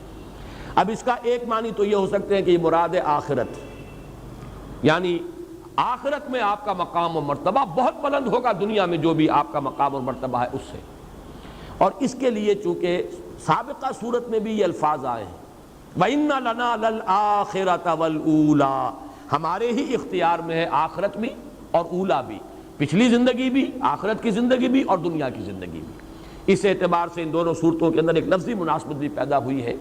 ایک مفہوم تو یہ ہے کہ آخرت سے مراد آخرت ہے معروف معنی میں، جسے ہم آخرت سمجھتے ہیں بعد بعد الموت کی زندگی، اخروی زندگی، اور اولا سے مراد ہے دنیا کی زندگی۔ ایک مفہوم یہ لیا گیا ہے اور میرے نزدیک یہی صحیح ہے، ہر آنے والا وقت آپ کے لیے پچھلے وقت سے بہتر ہوگا، اس دنیا میں بھی آپ کی ترقی درجات ہوتی رہے گی مسلسل، اور آخرت میں بھی آپ کی ترقی درجات کا سلسلہ منقطع نہیں ہوگا، مسلسل جاری رہے گا۔ اس میں مجھے آج بھی یاد آ رہا ہے مولانا داؤد غزنوی رحمۃ اللہ علیہ نے ایک مرتبہ تقریر کی تھی سائیوال میں، منگمری کہلاتا تھا اس زمانے میں، تو انہوں نے بہت ہی وضاحت کے ساتھ اس مقام کو بیان کیا تھا، اور بڑی پیاری ایک حدیث سنائی تھی، وہ میرے پاس حوالہ نہیں ہے اس وقت، میں صرف ان کو ہی سند کے طور پر پیش کر رہا ہوں۔ حضور نے فرمایا کہ میدان حشر میں لواء الحمد بیدی، اللہ کی حمد کا جھنڈا میرے ہاتھ میں ہوگا۔ یہ حمد جو ہے، آپ کا نام محمد بھی اسی سے ہے، اور احمد بھی اسی سے ہے، اور حامد بھی اسی سے ہے، اور محمود بھی اسی سے ہے، اور یہ جو ہے یہ اس امت کے لیے بھی یہ لفظ آیا ہے، تو اس اعتبار سے لواء الحمد بیدی، اور خاص جملہ یہ ہے اس روز میں اللہ کی جو حمد بیان کروں گا وہ آج نہیں کر سکتا۔ بڑا پیارا جملہ ہے، اس لیے کہ حمد کوئی انسان بیان کرتا ہے اپنے خود معرفت کے مناسبت سے، جتنی گہری اپریسیشن آپ کو کسی شے کی حاصل ہوئی ہے اتنا ہی تو آپ اس کو بیان کر سکیں گے نا۔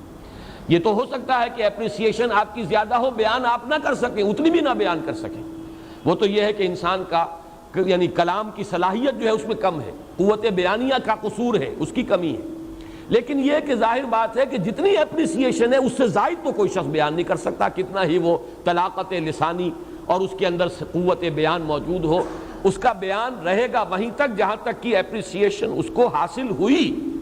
معلوم ہوا کہ وہ معرفت رب جو حضور کو اس دنیا میں حاصل تھی، اس سے کہیں بڑھ کر معرفت رب ہوگی میدان حشر میں، اور اس وقت جو حمد بیان کریں گے محمد الرسول اللہ صلی اللہ علیہ وسلم، وہ اس دنیا کی زندگی میں رہتے ہوئے وہ حمد بیان نہیں کر سکتے تھے۔ تو وَلَلْآخِرَةُ خَيْرٌ لَكَ مِنَ الْأُولَىٰ، ہر آنے والی ساعت آپ کے لیے پچھلی ساعت سے بہتر ہوگی، اور آپ کے مراتب بلند سے بلند تر ہوتے چلے جائیں گے۔ وَلَسَوْفَ يُعْطِيكَ رَبُّكَ فَتَرْضَىٰ، اور عنقریب آپ کا رب آپ کو اتنا کچھ دے گا وہ کچھ دے گا. اب یہ میں نے دو ڈائمنشنز علیحدہ کر دی. اتنا کچھ دے گا یہ گویا کہ کوانٹیٹیو ہے، وہ کچھ دے گا یہ کوالیٹیٹیو ہے.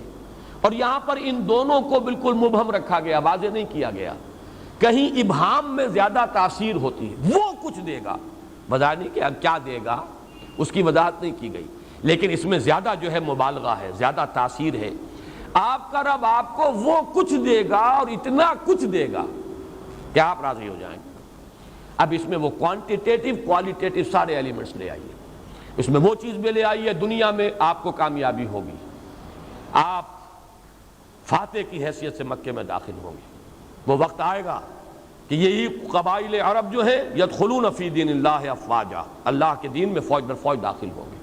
پھر آپ کی امت کے ہاتھوں قیصر و کسریٰ کی سلطنتیں جو ہے وہ زیر ہوں گی اور وہاں پر جھنڈے گاڑے جائیں گے. آپ کے خلفائے راشدین کے زمانے میں کہاں سے کہاں تک بات پہنچ جائے گی. تو میں عرض کر رہا تھا کہ حضور نے فرمایا میرے لیے پوری زمین لپیٹ دی گئی، یہاں تک کہ میں نے اس کے مشارق اور مغارب سب دیکھ لیے، مشرق و مغرب سب میرے سامنے آ گئے. اور جو کچھ میں نے دیکھا ہے زمین کا حصہ، وہاں پر میری امت کی حکومت قائم ہو کر رہی ہے. یہ بھی گویا کہ وہی ایک نوید ہے، وَلَسَوْفَ يُعْطِيكَ رَبُّكَ فَتَرْضَىٰ. پھر یہ کہ آخرت میں جو مقام ہوگا خود آپ کو ذاتی طور پر مقام محمود پر فائز کیے جائیں گے. پھر یہ کہ آپ کے لیے شفاعت کبریٰ جس کی کہ احادیث کے اندر صراحت آئی ہے. تو اے نبی آپ راضی ہو جائیں گے. جب میں پہلے بیان کر چکا ہوں کہ وہاں حضرت ابو بکر سے خطاب تھا تو وَلَسَوْفَ يَرْضَىٰ، یہاں وَلَسَوْفَ يُعْطِيكَ رَبُّكَ فَتَرْضَىٰ. اب اس میں تفاصیل کا جتنا بھی ہے رنگ وہ بھر لیجئے، کیا کچھ اللہ نے دیا اور کیا کچھ جو ہے ابھی آخرت میں محمد الرسول اللہ صلی اللہ علیہ وسلم اور آپ کی امت کے لیے کیا کیا مدارج ہیں اور کیا کیا رتبے ہیں جو اللہ نے رکھے ہیں. أَلَمْ يَجِدْكَ يَتِيمًا فَآوَىٰ. یہ جب 3 آیتیں آ رہی ہیں یہ بھی وہ انداز ہے، دیکھو ہم نے تمہارا ساتھ کبھی چھوڑا ہے پہلے؟ غور کرو اپنی سابقہ زندگی پر. جو تمہارا رب تمہیں ان مراحل سے گزار کر لایا، کہ آئندہ تمہارا ساتھ چھوڑ دے گا؟ یہ بھی جیسا کہ میں نے عرض کیا ہے کہ یہاں بھی تھوڑا سا آدمی کی زبان لڑکھڑاتی ہے کہ نبی اکرم صلی اللہ علیہ وسلم کو بھی ان چیزوں کے حوالے سے تذکیر کی ضرورت تھی. ہمارا ذہن قبول کرنے سے آپ کی خاص مقام و مرتبے کے اعتبار سے ذرا یہاں رکتا ہے، رکاوٹ محسوس کرتا ہے. سامنے کی باتیں ہیں بالکل، لیکن یہ کہ یہ سامنے کی باتیں جیسے کسی طالب علم کو کوئی استاد یاد دلاتا ہے، وہاں تو بات سمجھ میں آتی ہے، لیکن محمد الرسول اللہ صلی اللہ علیہ وسلم کو بھی کیا یہ باتیں اس طور سے یاد دلانے کی ضرورت تھی؟ یہاں آ کر ذرا طبیعت جو ہے رکتی ہے. بہرحال اس پر میں عرض کروں گا اس کی توجیہ کیا ہے. اس وقت یہ سمجھ لیجئے یہ حضور کی حیات طیبہ کے 3 ادوار ہیں جن میں اللہ کی رحمت اور شفقت جو ہے حضور پر، اللہ کی عنایت خصوصی حضور پر 3 مختلف صورتوں میں جو ہے وہ شامل حال ہوئی. اس کے حوالے سے بلکہ نوٹ کر لیجئے، میں نے کبھی سیرت کی تقریر میں یہ عرض کیا تھا کہ حضور کی پوری حیات دنیاوی 6 آیات کے حوالے سے 6 چیپٹرز میں 6 آیات کے زیر عنوان لائی جا سکتی ہے. 3 آیات یہ ہیں اور 3 آیات سورہ مدثر کی. آپ کا پہلا حصہ زندگی کا وہ ہے، یوں سمجھیے کہ 10-12 برس تک کی زندگی. پیدائش ہو رہی ہے والد کے انتقال کے بعد، چند سال کے ہیں کہ والدہ کا سایہ سر سے اٹھ گیا، مزید 2 سال گزرے کہ دادا بھی اللہ کے ہاں گئے. اس کے بعد البتہ یہ نوٹ کر لیجئے ہمارے بھی عام جو مورخین ہیں اور سیرت نگار ہیں انہوں نے ایک بہت بڑا خلا چھوڑ دیا ہے. عبد المطلب کے انتقال کے بعد زبیر حضور کے تایا حضور کے اتالیق اور سرپرست رہے. ابو طالب کو زیادہ نمایاں کرنے کے لیے زبیر کا نام جو ہے خارج کر دیا گیا یہ سیرت کی کتابوں سے. وہ جو جنگ بھی ہوئی تھی، واحد جنگ ہے حضور کی اس دور میں جس میں کہ حضور شریک ہوئے ہیں، اگرچہ آپ نے باقاعدہ کوئی خوریزی میں حصہ نہیں لیا، لیکن یہ کہ وہ تو ایک قبائلی معاشرہ تھا. جب جنگ ہے تو ہر قبیلے کے جو بھی جوان ہیں ان کو جا کے شریک ہونا ہے. اس وقت علم جو تھا بنو ہاشم کا علم وہ زبیر کے ہاتھ میں تھا، ابو طالب کے ہاتھ میں نہیں تھا. یہ تو زبیر کے انتقال کے بعد ابو طالب کا مرحلہ آیا ہے کہ پھر وہ جو ہاؤس آف ہاشم تھا، بنو ہاشم، ہاشم کا گھرانہ، اس کی جو سربراہی ہے وہ ابو طالب کے ہاتھ پہ آئی ہے ذمہ داری. اور پھر یقیناً ہم بھی تسلیم کرتے ہیں کہ انہوں نے ساتھ دیا ہے حضور کا اور تعاون کیا ہے، لیکن یہ ہے کہ یہ 4 مرحلے آپ ذہن میں رکھیے۔ بلکہ ایک اعتبار سے نوٹ کر لیجئے، ابو طالب کو حضور نے سپورٹ کیا ہے معاشی طور پر۔ ابو طالب کا کوئی معاشی احسان محمد کی گردن پر نہیں ہے، اور یہ میں کسی تعصب کی وجہ سے ہرگز نہیں کہہ رہا۔ جب میں ابو طالب کا وہ احسان مانتا ہوں اور ڈنکے کی چوٹ اعلان کرتا ہوں کہ 10 برس تک پروٹیکشن دنیا میں اگر حاصل تھی حضور کو تو وہ ابو طالب کی وجہ سے تھی، ورنہ آخرت میں تو ظاہر بات ہے اصل جو ہے پروٹیکشن وہ تو اللہ کی ہے، لیکن وہ تو ہے انویزیبل ورلڈ، وہ تو ہے غیبی ایک عالم۔ دنیا میں عالم اسباب میں پروٹیکشن جو حضور کو حاصل رہی ہے آغاز وحی کے بعد سے لے کر سن 10 تک، جب تک کہ ابو طالب کا انتقال نہیں ہو گیا، تو آپ کو جو بھی حفاظت حاصل رہی ہے وہ ابو طالب کی، کوئی شک نہیں۔ اور اس کی بنا پر ہم میں سے ہر شخص کی گردن پر اور کندھے پر احسان کا ایک بار گراں ہے ابو طالب کا۔ لیکن یہ کہ ایک درمیان میں نوٹ کر لیجئے، جہاں تک معاشی کفالت کا تعلق ہے، حضور پر یہ احسان ابو طالب کا نہیں ہے، بلکہ ابو طالب پر احسان ہے حضور کا۔ آپ نے محنت کی، مزدوری کی، مشقت کی، آپ کماتے تھے اور ابو طالب کے گھرانے کو سپورٹ کرتے تھے، اس لیے کہ ابو طالب مفلس تھے، قلاش تھے، دنیاوی حیثیت ان کی نہیں تھی، مالدار نہیں تھے، عیالدار تھے، اولاد بہت تھی۔ حضور نے بھیڑیں بکریاں چرائی ہیں اور کمایا ہے، اور حضور نے محنت کی ہے اور پالا ہے اور معاشی اعتبار سے سپورٹ کیا ابو طالب کے گھرانے کو۔ پھر جب آپ کی شادی ہو گئی حضرت خدیجہ سے تو حضرت علی کو اپنے پاس اسی لیے رکھا ہے تاکہ وہ جو بوجھ ہے ابو طالب کے اوپر وہ کم رہے، جو اپنے بچوں کی جو بھی ہے ان کی کفالت کا، تو ایک شخص ان کے پاس، اور غالباً حضرت جعفر جو ہیں وہ بھی کسی اور کے پاس تھے۔ تو اس اعتبار سے شاید حضرت عباس کے پاس، اگر میرا جو ہے وہ یادداشت اگر ٹھوکر نہیں کھا رہی، اسی وجہ سے یہ معاملہ تھا کہ عباس بھی جو ہے وہ کافی آسودہ حال تھے۔ ادھر حضور کو اللہ تعالیٰ نے غنا عطا کر دیا حضرت خدیجہ سے شادی کا، نتیجہ یہ نکلا ہے کہ حضرت علی یہاں تھے، جعفر وہاں تھے، اس لیے کہ ابو طالب سپورٹ نہیں کر پاتے تھے۔ بہرحال پہلا مرحلہ جو ہے حضور کی حیات طیبہ کا، سیرت مطہرہ کا، الم یجد کا یتیما فآوا۔ اے محمد ذرا دیکھو تو صحیح، پیچھے مڑ کر نگاہ تو ڈالو، تم دنیا میں آئے تو تمہارے والد کا سر سے سایہ اٹھ چکا تھا، چند برس کے 6 برس کے تھے کہ دادا کی محبت سے بھی محروم ہو گئے، مزید 2 برس کے بعد ماں کی محبت اور شفقت بھی ختم ہوئی۔ پھر ہم نے کس کس طریقے سے آپ کے لیے بندوبست کیا، کہاں کہاں سے فآوا پناہ دی ہے، کہاں کہاں سے پروٹیکشن ملی ہے، کیسی کیسی محبتیں آپ کو ملی ہیں، دادا کی محبت، والدہ کی محبت، پھر زبیر کی محبت۔ زبیر کے علم تلے محمد الرسول اللہ اس جنگ میں شریک تھے، اگرچہ باقاعدہ خوریزی میں آپ نے حصہ نہیں لیا، لیکن تھے، جھنڈا ان کے ہاتھ میں تھا۔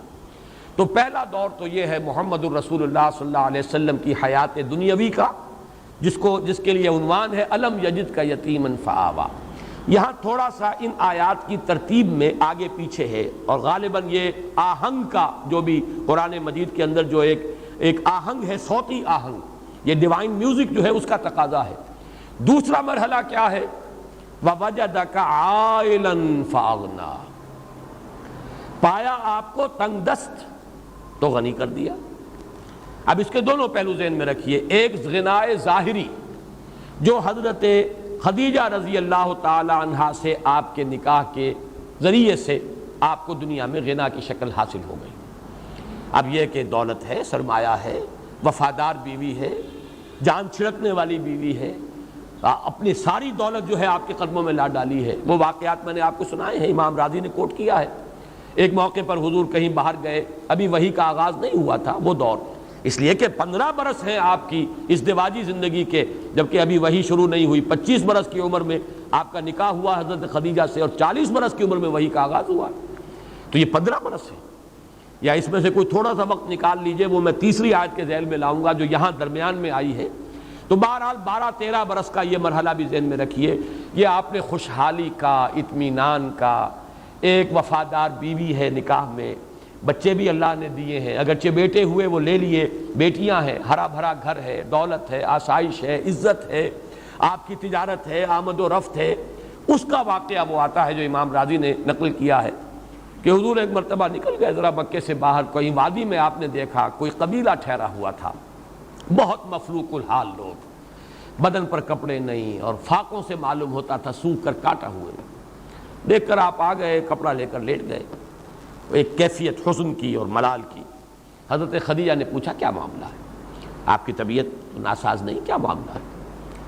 فرمایا کہ میں گیا تھا باہر، میں نے دیکھا ایک ایسے لوگ ہیں اور میرے پاس کوئی دولت نہیں ہے کہ میں ان کی مدد کر سکوں۔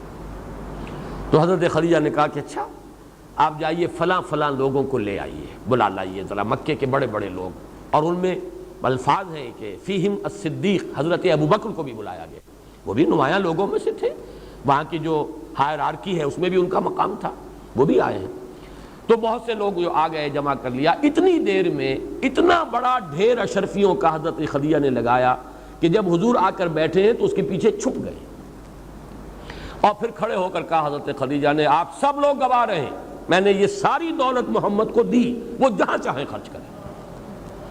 یہ ہے ان کی شان۔ تو یہ ظاہری غنا ہے، ابھی اس کو بھی آپ سمجھیے کہ یہ ظاہری غنا ہے۔ اصل غنا تو غنا النفس ہے، الغنا غنا النفس، وہ تو آپ کا قلب جو ہے وہ تو غنی ہمیشہ تھا اور ہمیشہ رہا، لیکن یہ کہ یہاں در حقیقت مراد جو ہے وہ غنا جو ہے وہ باطنی غنا نہیں۔ وَوَجَدَكَ عَائِلًا فَأَغْنَىٰ، پایا آپ کو تنگ دست تو آپ کو غنی کر دیا۔ یہ وہ زندگی کا دوسرا دور ہے۔ تیسرا دور وہ ہے، یہ ہے در حقیقت ایک اعتبار سے بڑا سخت دور جو حضور پر گزرا ہے، اس کو آپ کہہ سکتے ہیں فلسفیانہ غور و فکر کا دور ہے۔ دیکھیے اس کو ایک انداز سے ذرا حضور کے مقام و مرتبے کے اور آپ کے ذکر سے تو یہ چیز پھر غیر متناسب اور نامناسب نظر آتی ہے، لیکن بات کو سمجھیے۔ جب تک کہ ایک تنگ دستی تھی تو پوری محنت جو ہے جسمانی مشقت لگ رہی ہے، اب جب فراغت بھی ہو گئی، ہر طرح کی سہولتیں بھی حاصل ہو گئیں، گھریلو ازدواجی زندگی کی مسرتیں بھی حاصل ہیں، تو غالباً اب وہ وقت آیا ہے کہ فلسفیانہ غور و فکر، یہ کائنات ہے کیا، یہ زندگی ہے کیا، یہ ہم کہاں سے آئے ہیں، کہاں جا رہے ہیں، یہ گاڑی چلے جا رہی ہے، رو میں ہے رخش عمر، کہاں دیکھیے تو ہمیں نہ ہاتھ باغ پہ ہے نہ پا ہے رکاب میں، کدھر جا رہے ہیں پتہ نہیں، کہاں ہم جا رہے ہیں، کہاں سے ہدایت ملے۔ پھر یہ جو پستی ہے اخلاقی، اب ظاہر بات ہے جو خود اخلاق کی اس بلندی پر فائز ہو، اسے جو اپنے معاشرے میں پستی نظر آ رہی تھی، یہ لوگ کس درجے دنات اور کس درجے کمینگی کا مظاہرہ کر رہے ہیں، کیسی درندگی کا مظاہرہ ہو رہا ہے، غلاموں پر جو ظلم و ستم ہو رہا ہے، لوگوں کے اندر جو ہے اخلاق کا شمع نہیں رہا، یتیموں کو دھکے دیے جا رہے ہیں، بھوکوں کو کھانا کھلانے والا کوئی نہیں ہے، یہ سب کچھ جو ہو رہا ہے فحاشی ہے۔ اور عشقیہ داستانیں جو ہیں کھڑے ہو کر بڑے شوق سے لمبے لمبے قصیدوں کے اندر بیان کی جا رہے ہیں، فحاشی ہو رہی ہے، یہ ننگے مادر ذات برہنہ طواف کیا جا رہا ہے کعبے کا، کیا ہو رہا ہے، اس کا کیا علاج ہے، حالات میں کوئی بہتری ہو سکتی ہے، کیسے ہوگی؟ ایک سلیم الفطرت انسان ایک طرف تو اپنے ماحول کو دیکھ کر کڑ رہا ہے، سوچ رہا ہے اس کا حل کیا ہے، ہو بھی سکے گا حل کہ نہیں، کوئی امکان ہے اس کے درست ہونے کا؟ پھر یہ کہ مجھے کہاں سے ہدایت ملے، یقین والی دولت کہاں سے ملے، یہ ساری چیزیں وہ ہیں جو فلسفیانہ غور و فکر کا ایک بڑا شدید مرحلہ محمد الرسول اللہ پر گزرا ہے۔ بلکہ یہ ابھی لفظ رسول اللہ میں نے ایڈ کر دیا، اس وقت تک تو ابھی آپ کی نبوت ظاہر نہیں ہوئی، رسالت پر فائز نہیں ہوئے، یہ ایک حکیمانہ غور و فکر کا مرحلہ ہے۔ اسی کے بارے میں احادیث میں آتا ہے کہ فلما بلغ 40 سنة حبب إليه الخلاء فكان يخلو بغار حراء يتحنس فيه، آپ نے غور و فکر شروع کیا، خلوت گزینی محبوب ہو گئی، اب ملنا جلنا چھوڑ دیا لوگوں سے، جیسے کہتے ہیں وڈرا کر لینا، وہ ملنا جلنا، دنیا کی محفلوں سے اکتا گیا ہوں یا رب، کیا لطف انجمن کا جب دل ہی بجھ گیا ہو۔ بہرحال یہ شعر پورے طور پر تو یہاں پہ منطبق نہ کیجئے، دل کے بجھنے کا کوئی سوال نہیں، لیکن دلچسپی نہیں رہی، غور و فکر، سوچ بچار، اسی غور و فکر کے اندر غلطہ و پیچا، اسی میں پھر یہ کیفیت اتنی شدت پیدا ہوئی کہ گھر سے بھی نکل گئے، کئی دن کئی راتیں مسلسل غار حرا میں وہ غور و فکر ہو رہا ہے۔ یتحنس کا لفظ آیا حدیث میں، حضرت عائشہ سے یہ روایت ہے کہ جب آپ کی عمر شریف 40 کے لگ بھگ ہوئی تو آپ کی طبیعت کے اندر خلوت گزینی محبوب ہو گئی، آپ کو لوگوں سے کٹ کر اور منقطع ہو کر کہیں علیحدگی میں بیٹھنا، پھر یہاں تک ہوا کہ اس کے اندر شدت پیدا ہوئی کہ غار حرا میں کئی دن آپ مقیم رہتے تھے، کچھ کھانے پینے کا سامان حضرت خدیجہ جو ہے باندھ دیتی تھی اور وہاں جا کر آپ مقیم رہتے تھے، غور و فکر کرتے تھے۔ یتحنس فی، اب تحنس کا لفظی ترجمہ ہے عبادت یا گناہ کے اثرات کو زائل کرنے کی کوشش کرنا. ہنس کہتے ہیں گناہ کو. تحنس جو ہے کہیں کہیں باب تفاعل جو ہے اس معنی میں دیتا ہے سلب ماخذ، کہ جیسے کہ گناہ کو زائل کرنے کے لیے عبادت کی جاتی ہے تو یہ تحنس فی. لیکن پھر یہ کہ جو شارحین حدیث ہیں انہوں نے یہ سوال اٹھایا کہ آپ عبادت کیا کرتے تھے، کس طور سے کرتے تھے؟ ظاہر بات ہے کہ آپ بنی اسرائیل میں پیدا نہیں ہوئے، یہاں پر جو ہے ملت ابراہیمی اس میں سب چیزیں گم ہو چکی، تو عبادت کیسے کرتے تھے؟ تو تقریباً اجماع ہے اس پر کہ کان صفت و تعبدہ فی غار حراء التفکر والاعتبار. غار حراء میں آپ غور و فکر کرتے تھے، سوچ بچار کرتے تھے. یہ وہ سوچ بچار کا مرحلہ ہے جس میں انسانی فلسفیانہ فکر جہاں تک پہنچ سکتا ہے وہاں تک محمد پہنچ گئے صلی اللہ علیہ وسلم. اب وہ مقام آیا ہے کہ جس سے آگے عقل انسانی کی رسائی نہیں ہے. گزر جا عقل سے آگے کہ یہ نور چراغ راہ ہے، منزل نہیں ہے. یہ وہ منزل ہے کہ جس پر وَوَجَدَكَ ضَالًّا فَهَدَىٰ. اب وہ پردے اٹھے ہیں، افلاک سے آتا ہے نالوں کا جواب آخر، اٹھتے ہیں حجاب آخر، کرتے ہیں خطاب آخر. اب وحی کا سلسلہ شروع ہوتا ہے. یہ گویا کہ سیرت محمدی صلی اللہ علیہ وسلم حیات طیبہ جو ہے آپ کے حیات دنیاوی کا تیسرا مرحلہ ہے. اس تیسرے مرحلے کے بعد بھی چوتھا مرحلہ ہے. ابھی وہ تشویش کیسے ہو، کس طرح کروں، غور و فکر، سوچ بچار، بڑا بوجھ آ گیا ہے، بہت بھاری بوجھ ہے. اس کا جو احساس گراں ہے اس کا ہے در حقیقت یا ایھا المزمل یا ایھا المدثر. اے کپڑے میں لپٹ کر لیٹنے والے، اے کمبل میں لپٹ کر لیٹنے والے، اے لحاف کو اوڑھ کر لیٹنے والے، کھڑے ہو جاؤ. اب تمہاری جد و جہد شروع ہو جانی چاہیے. لاکھ حکیم سر بجیب، ایک کلیم سر بکف. اب یہ غور و فکر کا مرحلہ ختم کرو، آؤ میدان عمل میں. اور دو عمل ہے، ایک رات کا عمل ہے قم اللیل الا قلیلا نصفہ او انقص منہ قلیلا اور زد علیہ ورتل القرآن ترتیلا. اور ایک دن کا عمل ہے یا ایھا المدثر قم فانذر وربک فکبر. تو پانچواں مرحلہ ہے حضور کا انذار.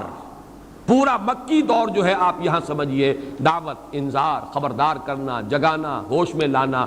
یہ 13 برس جو ہے یہ در حقیقت مرحلہ ہے انذار کا. اور باخری 11 برس یہ مرحلہ ہے تکبیر رب.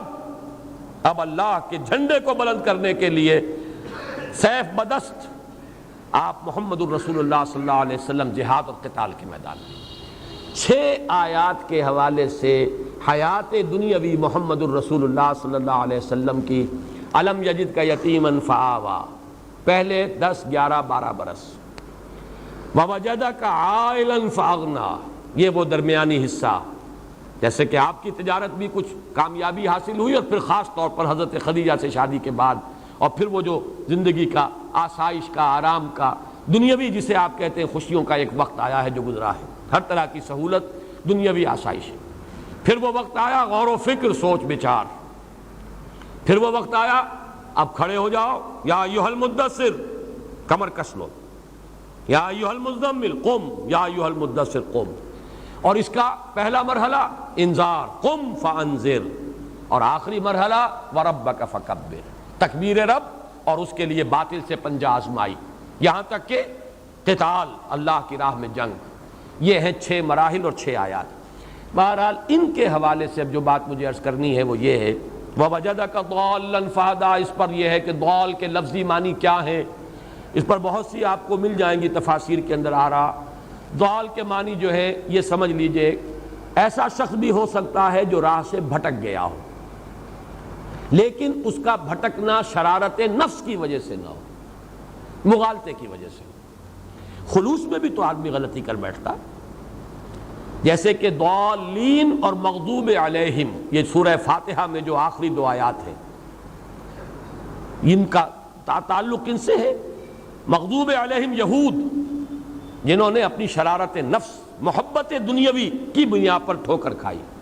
ضالین نصارہ جنہوں نے محبت میں غلو کیا حضرت عیسیٰ علیہ السلام کے، اور رہبانیت میں غلو کیا، ترک دنیا میں غلو کیا.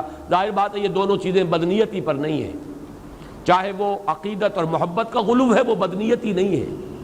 اگر رہبانیت کا راستہ اختیار کیا وہ بھی بدنیتی نہیں ہے، نیک نیتی کے ساتھ راستے سے بھٹک جانا یہ بھی لفظ ضال کا مصداق ہے۔ پھر ضال عربی زبان میں آتا ہے کوئی شخص کسی جذبے سے اتنا مغلوب الحال ہو جائے، جیسے کسی کے عشق میں دیوانگی، کوئی ایک کیفیت ایسی طاری ہو گئی ہے جو صوفیہ کی اصطلاح ہے مجذوب، متحیر، فلسفیوں کی اصطلاح ہے متحیر، حیران، اس لیے کہ اس کائنات کا عقدہ کہ کسب کہ کسی نے نہ آج تک یہ سلجھایا ہے اور نہ یہ سلجھے گا، کہ کس نقصد نہ ملک شاید بحکمت ہی معمارہ، حیرانگی، وہ بھی ضال کا لفظ ہے۔ آدمی حیران کھڑا ہو ادھر جاؤں یا ادھر جاؤں، یہ بھی ضال ہے۔ راستہ ابھی واضح نہیں ہے، ابھی راستے کی تلاش میں ہے، یہ بھی ضال ہے۔ کوئی کسی کی محبت جو ہے اس درجے سوار ہو گئی ہے کہ اپنا ہوش نہیں رہا، اپنے جو ہے اپنے نہ پیٹ کا خیال ہے، نہ اپنی بھوک کا خیال ہے، نہ اپنے آرام کا خیال ہے، یہ بھی لفظ ضال کا مصداق ہے۔ یہاں پر ان تمام میں سے آئے گا تلاش حقیقت میں سرگرداں، وہ فلسفیانہ غور و فکر کا مرحلہ جو محمد الرسول اللہ صلی اللہ علیہ وسلم نے غار حرا میں طے کیا ہے۔ وَوَجَدَكَ ضَالًّا فَهَدَىٰ۔ اب اس پر جو بات مجھے عرض کرنی ہے، اور یہ میں محسوس کر رہا ہوں کہ آج ہمیں سورۃ الضحیٰ ہی پر اکتفا کرنی پڑے گی، سورۃ الانشراح جو ہے وہ اب کل ہم پڑھیں گے انشاءاللہ، لیکن اس کو ہم مکمل کر لیں گے۔ ان دونوں کیفیات کو جمع کر لیجئے۔ پہلی کیفیت وہ یہ احساس کہ میرے رب نے کہیں مجھے چھوڑ تو نہیں دیا، یہ تشویش، یہ اضطراب کہ عشقست و ہزار بدگمانی۔ دوسرا احساس یہ کامیاب ہو سکوں گا، اتنا بڑا بھاری بوجھ اٹھا سکوں گا، کیا یہ مشن، اس کی ذمہ داری میں ادا کر سکوں گا، یہ دوسری تشویش ہے۔ اور اس میں ہمت کا کچھ جواب دے جانا، جیسے کہ نیورستھینیا کا لفظ میں نے استعمال کیا۔ ان دونوں کیفیات کو جمع کیجئے تو اب صوفیہ کی ایک اصطلاح کے حوالے سے بات سمجھ میں آئے گی۔ قبض کی کیفیت، شدید قبض کی کیفیت تھی محمد الرسول اللہ صلی اللہ علیہ وسلم پر، جس میں کہ یہ سورہ مبارکہ نازل ہوئی ہے آپ کی دلجوئی اور تسلی کے لیے۔ اس کے لیے ذرا تھوڑی سی وضاحت مجھے کرنی پڑے گی۔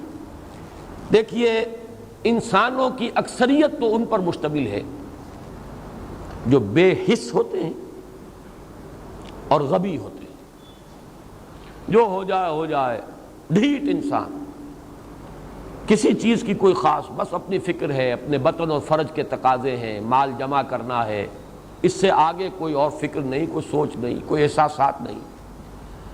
کسی کے دل پر کیا بیت رہی ہے ہمیں کیا، وہ جانے۔ کوئی بھوکا ہے ہمیں کیا۔ ایک وہ کیفیت ہے کہ قافلے کو دیکھ کر آئے قبیلے کو، اور حضور صلی اللہ علیہ وسلم کی کیفیت وہ ہو گئی جس میں کہ حضرت خدیجہ رضی اللہ تعالی عنہا نے وہ قدم اٹھایا۔ ایک یہ کہ ہوا کرے، ہم کسی کے ذمہ دار تو نہیں، لا ابالی، جیسے آ چکا ہے پچھلی صورت میں، من بخل واستغنی استغنا۔ ان لوگوں کو چھوڑ دیجئے تو ایک اقلیت انسانوں کی ایسی ہوتی ہے جن کے لیے میں دو لفظ اب استعمال کر رہا ہوں، ذہین اور حساس۔ ذہین اور حساس لوگوں میں قبض اور بسط کی کیفیت، یہ مختلف سائیکلز ہیں جو آتی رہتی ہیں۔ کبھی طبیعت میں پشمردگی ہے، دل بجھا ہوا سا ہے، کچھ نا امیدی سی ہے، خود اپنے اوپر اعتماد کی کمی محسوس ہو رہی ہے، مجھ میں صلاحیت نہیں ہے، میں کچھ نہیں کر سکتا، اب تک جو کچھ کیا اس کا کچھ حاصل نہیں ہے، مایوسی، نا امیدی، پشمردگی، طبیعت میں انقباض، ایک بددلی کی سی کیفیت، یہ قبض ہے۔ کبھی اچانک ہم محسوس کرتے ہیں جیسے بادل آئے تھے اور چلے گئے، جیسے مطلع صاف ہو گیا۔ یہ ساری چیزیں انٹرنسک ہیں، ضروری نہیں کہ خارج کے اندر کوئی حالات بدلے ہوں، حالات وہی ہوں گے لیکن انسان کی داخلی کیفیت بدل جاتی ہے۔ اب ایک جذبہ بھی ہے، امنگ بھی ہے، امید بھی ہے، روشن پہلو نظر آ رہے ہیں۔ قبض کی کیفیت میں تاریک پہلو نظر آتے ہیں، مایوسی کے پہلو نظر آتے ہیں، پیسیمزم کی کیفیت۔ اور یہ جو بسط کی کیفیت ہے اس میں روشن پہلو، دیکھو یہ بھی تو ہے نا، آخر یہ بھی تو ہوا ہے اور بھی ہو سکتا ہے، آخر اب تک میں نے یہ کام بھی تو کر لیا، آگے بھی مشکل آسان ہو سکتی ہے۔ یہ دو کیفیات ہیں قبض اور بسط کی، جن کو کہ صوفیاء کرام نے یہ اصطلاحات، یہ عنوان دیے، قبض اور بسط۔ جتنی انسان کے اندر حساسیت کی کیفیت زیادہ ہوگی، ذہانت زیادہ ہوگی، اتنا ہی یہ جو ویوز ہیں اس کی ایمپلیٹیوڈ زیادہ ہوتی ہے۔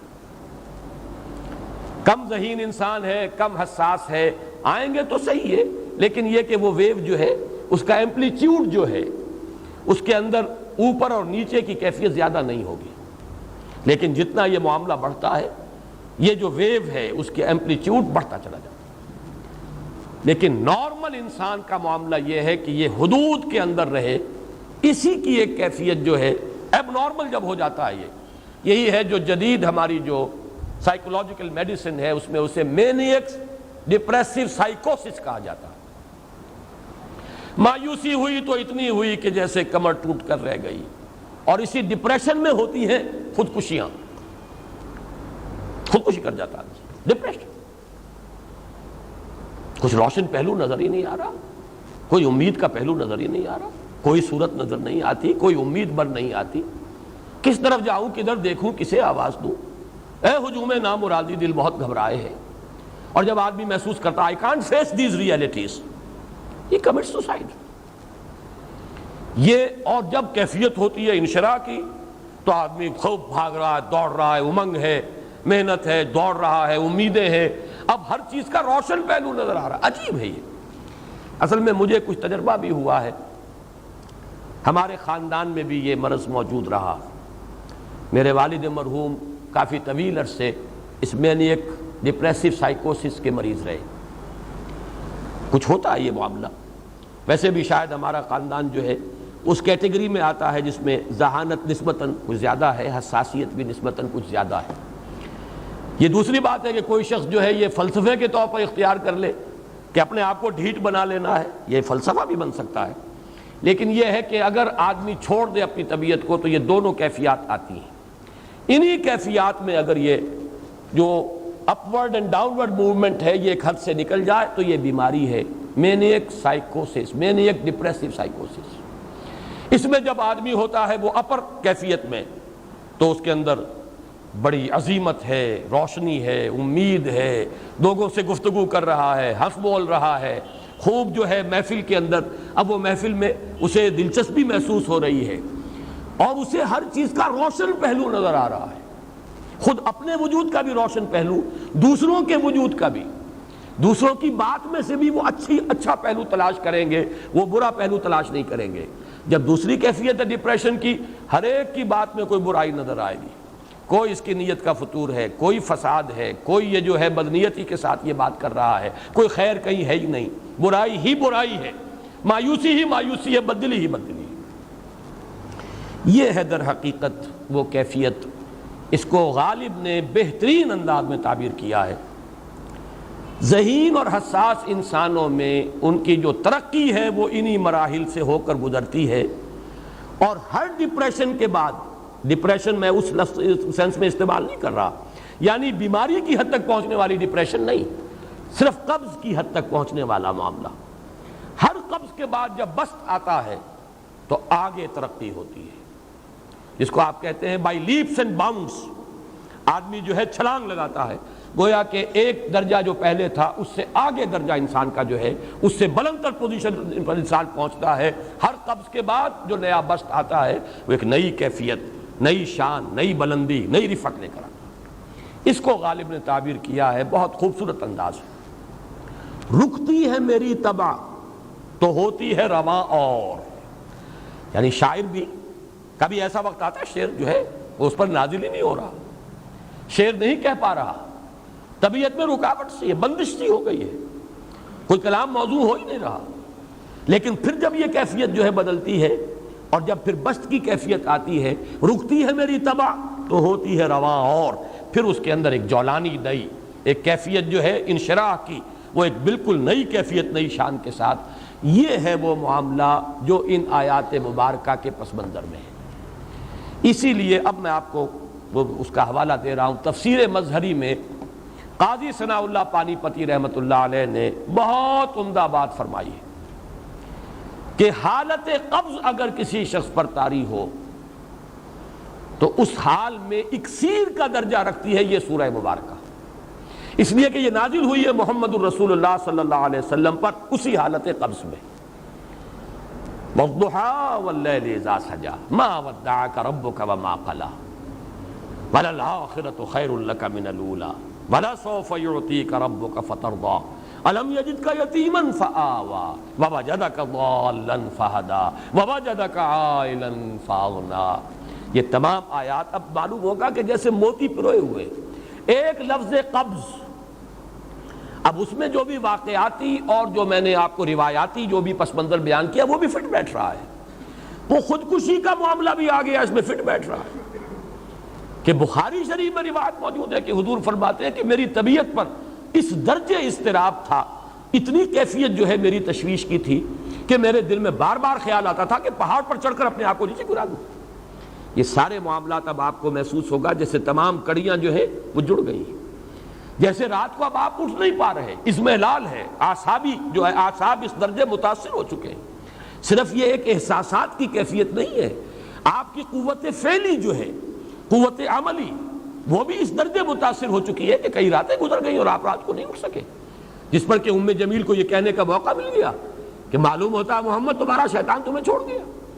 اب یہ جملہ اپنی جگہ پر اس کی کاٹ ہے یقیناً، اس سے یضیق صدرک بما یقولون، لیکن وہ کیفیت جس کی وجہ سے یہ جملہ آیا ہے اس پر نگاہ دوڑائیے، اس پر نگاہ کو مرکوز کریں گے تو معلوم ہوگا ایک لفظ قبض، یہ قبض کی ایک کیفیت تھی۔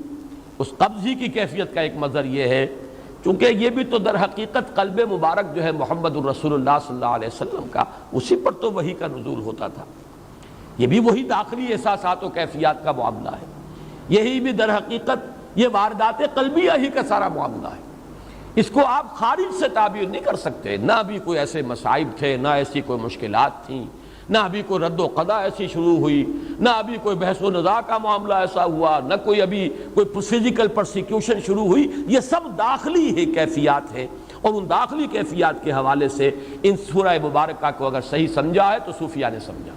وہ جو اقبال کا شعر ہے کہ کچھ جو سمجھا میرے شکوے کو تو رضواں سمجھا، مجھ کو جنت سے نکالا ہوا انسان سمجھا، اور کون سمجھے گا؟ وہ تو سمجھے گا کہ دکھے ہوئے وہ دل کی صدا ہے، وہ کیا ہے جو اقبال کی اس ایک نظم ہے پرندے کی فریاد، گانا اسے سمجھ کر خوش ہونا سننے والے، یہ تو در حقیقت ایک دکھے ہوئے دل کی صدا، فریاد یہ صدا ہے۔ تو یہ کیفیت جو ہے رضوان سمجھ سکا ہے جو کہ داروغہ جنت ہے، اس نے سمجھا یہ وہی آدم جو نکالا گیا تھا یہاں سے، یہ اس کی فریاد ہے۔ کچھ جو سمجھا میرے شکوے کو تو رضواں سمجھا، مجھ کو جنت سے نکالا ہوا انسان سمجھا۔ تو واقعہ یہ ہے کہ اس سورہ مبارکہ کا صحیح فہم اگر حاصل ہوا ہے، وہ امام راضی کو حاصل ہو ہی نہیں سکتا، وہ عقل اور منطق کی گتھیاں سلجھانے والے آدمی ہیں، اپنی جگہ ان کی کنٹریبیوشن بہت۔ یہ لغت اور ادب کا کوئی خاص مسئلہ اس میں ہے ہی نہیں کہ زمخشری اس میں کوئی جولانی دکھائیں اپنی، اس میں کوئی ایسا اشکال ہے ہی نہیں، نحوی اشکال ہی نہیں، لیکن یہ واردات قلبیہ کا معاملہ ہے، احساسات باطنی کا معاملہ ہے، یہ نفسیات انسانی کا معاملہ ہے، اور اس کو وہی سمجھ سکتے ہیں کہ جو ماہرین علم نفس ہیں، اور وہ ہیں صوفیاء کرام ہمارے ہاں، جن کا وہ ذوق ہے، باطنی کیفیات و احساسات جن کا موضوع ہے کہ یہ در حقیقت حالت قبض کی کیفیت ہے۔ اور اسی کے حوالے سے آج جو میں آخری بات عرض کر رہا ہوں وہ یہ ہے کہ میں نے آج، آپ نے نوٹ کیا ہوگا، شروع میں معمول کے خلاف ایک اضافی دعا بھی مانگی تھی۔ واقعہ یہ ہے کہ آج سے پہلے میں اس دعا کی اصل عظمت کو اتنا نہیں سمجھ پایا تھا جتنا آج سمجھا۔ یہ جو عظیم دعا ہے جس میں اتنی لجاجت، اتنی ہیوملٹی حضور نے اختیار کی ہے جس سے آگا کے سوال نہیں ہے۔ اللہم انی عبدک وابن عبدک وابن امتک، اے اللہ میں خود تیرا بندہ ہوں، میرا باپ بھی تیرا ادنا غلام، میری ماں تیری ادنا کنیز، فی قبضتک، میرا پورا وجود تیرے قبضہ قدرت میں ہے، تیرے ہی اختیار میں ہے، فی قبضتک ماضٍ فی حکمک، میرے پورے وجود میں تیرا ہی حکم جاری و ساری ہے، عدل فی قضاؤک، اور جو فیصلہ بھی تو میرے بارے میں کرے، جو بھی کرے وہ عدل ہے، انصاف ہے، کہ ہر چہ ساقی ما ریخت عین الطاف، ماضٍ فی حکمک عدل فی قضاؤک، ناصیتی بیدک، میری پیشانی تیرے ہاتھ میں ہے، جدھر چاہے موڑ دے۔ یہ جو اپنی نفی ہے نفی اس اعتبار سے بھی اپنی انانیت کی نفی، انی عبدوں کا وابن عبد کا وابن امت کا، پھر اپنے وجود کی نفی، اپنی مرضی کی نفی، اپنے اختیار کی نفی، فی قبضت کا ماضٍ فی حکموں کا ناصیتی بید کا عدل فی قضاء کا۔ پھر دیکھیے واسطہ وہ دیا ہے جس سے اونچا واسطہ ممکن نہیں۔ اسألوں کا بکل اسم ہو لک، قرآن مجید میں آیا نا، فدوہ بہا وللہ الاسماء الحسنی فدوہ بہا، اچھے نام اللہ کے ہیں، اس کو پکارا کرو ان ناموں کے حوالے سے۔ اب نام کہاں سے جمع کریں سارے؟ ایک میں اسألوں کا بکل اسم ہو لک، جو بھی تیرے نام ہیں، سمیت بہ نفسک، جن سے تو نے خود اپنے آپ کو موسوم کیا، او علمتہ احدا من خلقک، یا تو نے اپنی مخلوق میں سے کسی کو وہ نام سکھایا، او انزلتہ فی کتابک، یا وہ نام تو نے اپنی کسی کتاب میں نازل کیا، اب استاثرت بہ فی مکنون الغیب عندک، یا اس کو تو نے خود اپنے خزانہ غیب میں محفوظ رکھا ہوا ہے۔ تیرے وہ نام بھی ہیں جو تو نے کسی کو ابھی سکھائے ہی نہیں، تو نے اپنی کتاب میں کسی میں نازل ہی نہیں کیے، وہ تو تیرے خاص خزانے کے اندر وہ ابھی در مکنون ہے، وہ ابھی تیرے پاس موجود ہے۔ یہ اس سے بڑا اب واسطہ کیا ہوگا؟ مانگا کیا ہے؟ ذرا غور کیجئے، ان تجعل القرآن ربیع قلبی ونور صدری وجلاء حزنی وذہاب ہمی وغمی۔ استدعا میں یہ کر رہا ہوں پروردگار، اس قرآن کو میرے دل کی بہار بنا دے، میرے دل کا نور بنا دے، نور صدری، ان تجعل القرآن ربیع قلبی، میرے دل کی بہار، ونور صدری، میرے سینے کا نور، وجلاء حزنی، یہ حزن جو جس سے کہ محمد دوچار ہے صلی اللہ علیہ وسلم، یہ وہ کیفیت جو ہے قبض کی، اس کو دور کرنے کا ذریعہ بنا دے اس قرآن کو، جلاء حزنی وذہاب ہمی وغمی، اور میرے ہموم، میرے تفکرات، میرے غموں کو دور کرنے کا ذریعہ بنا دے۔ یہ عظیم دعا آج سورۃ الضحیٰ پر غور و فکر کرتے ہوئے، ویسے تو میں تقریباً 30 برس سے اس دعا کا مبلغ ہوں، اس لیے کہ جب میں نے یہاں کام شروع کیا تھا لاہور میں، جو تقریریں کی تھی مسلمانوں پر قرآن مجید کے حقوق کے نام سے جو شائع شدہ ہیں، اس پمفلٹ کے آخر میں نے یہ دعا درج کی ہے۔ یہ اصل میں کچھ مختلف احادیث میں ٹکڑے آئے ہیں، کہیں کوئی ایک ٹکڑا کم ہے، کہیں دوسرا کم ہے، میں نے بڑی تحقیق کر کے تمام روایتوں کو جمع کر کے پھر اس کو مرتب کیا ہے، اور وہ بڑی خوبصورت میں نے اس کی سیٹنگ کی ہے، اور وہ اس کتابچے کے آخر میں ہے۔ اللہم انی عبدک وابن عبدک وابن امتک فی قبضتک ناصیتی بیدک ماضٍ فی حکمک عدل فی قضاؤک اسألک بکل اسم ہو لک سمیت بہ نفسک او علمتہ احدا من خلقک او انزلتہ فی کتابک او استاثرت بہ فی مکنون الغیب عندک ان تجعل القرآن ربیع قلبی ونور صدری وجلاء حزنی وذہاب ہمی وغمی۔ یہ وہ کیفیت ہے، اور وہ قرآن جو اس کیفیت میں سب سے زیادہ پر تاثیر ہے وہ یہ قرآن ہے، ان دو صورتوں پر مشتمل قرآن، سورۃ الضحیٰ، سورۃ الانشراح۔ والضحیٰ واللیل اذا سجا ما ودعک ربک وما قلی وللآخرۃ خیر لک من الاولی ولسوف یعطیک ربک فترضی الم یجدک یتیما فآوی ووجدک ضالا فہدی ووجدک عائلا فاغنی۔ اب آخری حصہ رہ گیا، اس میں کوئی خاص وضاحت کی ضرورت نہیں۔ 3 آیت آخری جو ہے، فَأَمَّا الْيَتِيمَ فَلَا تَقْهَرْ وَأَمَّا السَّائِلَ فَلَا تَنْهَرْ وَأَمَّا بِنِعْمَةِ رَبِّكَ فَحَدِّثْ۔ ان میں سے جہاں تک تو پہلی 2 آیتیں ہیں، ان میں تو یوں سمجھیے کہ عام فطرت انسانی کے نزدیک جو چیزیں خیر ہیں، یہاں پر حضور کو بھی وہی حکم دیا جا رہا ہے یا تاکید کی جا رہی ہے، بلکہ ایک اعتبار سے یہ عدم مناسبت رکھتے ہوا نظر آتا ہے بظاہر۔ حضور خلق عظیم پر تو پہلے سے فائق تھے، قرآن مجید کی گواہی ہے، دوسری وحی نازل ہوئی ہے انک لعلی خلق عظیم، آپ کی طبیعت میں وہ رحمت، شفقت، مودت، لوگوں کے اوپر جو ہے لوگوں کے درد کو اپنے سینے میں محسوس کرنا، یہ تو پہلے سے موجود تھا، تو کہنے کی ضرورت کیا ہے؟ یہ اس کی ایک مثال میرے سامنے ہے، سورہ مدثر کی آیات 4، 5 اور 6۔ پہلے 3 آیات کا حوالہ تو میں دے چکا، یا ایھا المدثر قم فانذر وربک فکبر وثیابک فطہر والرجز فاہجر ولا تمنن تستکثر۔ یہ تین آیتیں جو ہیں یہ بڑی وہاں محسوس ہوتا ہے بظاہر کہ جس بلندی پر بات ہو رہی تھی یہ باتیں کچھ اس کے ساتھ کچھ اس متناسب نہیں ہیں. معلوم ہوتا ہے کہ یہ چیزیں حضور کے طہارت ذاتی، کپڑوں کا پاک رکھنا، جسم کا پاک رکھنا، احسان کرنا تو یہ نہ چاہنا کہ کوئی اس کا بدلہ ملے، یہ ساری چیزیں جو ہیں یہ تو یوں سمجھیے کہ وہ بنیادی اخلاقیات ہیں جن کو حضور کو بتانے کی ضرورت نہیں جس مقام پر کہ محمد رسول اللہ فائز تھے. تو ہم یہی کہیں گے کہ یہ اصل میں اس لیے لایا گیا کہ حضور سے خطاب کرتے ہوئے امت کے لیے یہاں رہنمائی ہے. ہم میں سے ہر شخص کو ضرورت ہے اس کی، جو بھی آپ کے نقش قدم پر چل کر یہ کام کرنا چاہے، دعوت الی الخیر اور انذار اور تکبیر رب کی جد و جہد میں اپنے آپ کو مبتلا کرنا چاہیں، وہ پہلے یہ کام کر لیں. اپنے جسم کو بھی پاک کریں، اپنے کپڑوں کو بھی پاک کریں، ہر طرح کی گندگی علائش سے اپنے آپ کو آزاد کریں.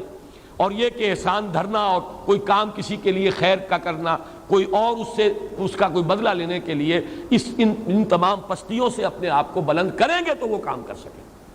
وہی معاملہ میں یہاں سمجھتا ہوں. اما الیتیم فلا تقہر، یتیم پر قہر کہتے ہیں غالب آ جانا، چھا جانا، ڈومینیٹ کر جانا. قہار کہتے ہیں اس کو جو چھایا ہوا ہو، غالب. یتیم کے اوپر اس طرح کا تعلق اس کے ساتھ یا ایسا سلوک کہ وہ اپنے آپ کو دباؤ میں محسوس کرے، یہ ہے در حقیقت جس سے روکا جا رہا ہے.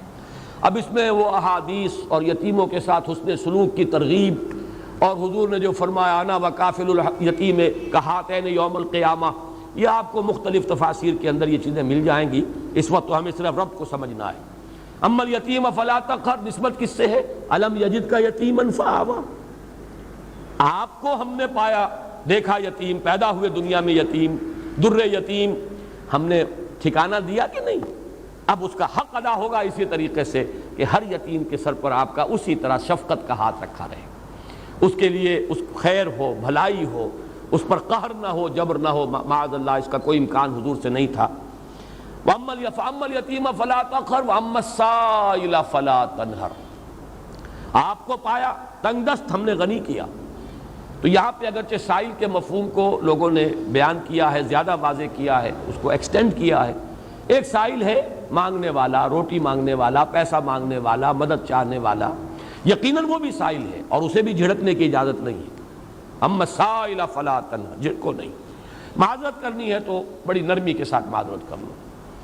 قول معروف ومغفرۃ خیر من صدقۃ یتبعها اذی، بھلی بات کہو اور معاف کر دو یا خود اس سے معذرت کر لو، یہ کہیں بہتر ہے اس سے کہ کسی کو کوئی خیرات بھی دو اور پھر کوئی جملہ بھی ایسا کہہ دو جس سے اس کی عزت نفس جو ہے وہ کچھ دی جائے اور اس کو تکلیف پہنچے، اذیت ہو.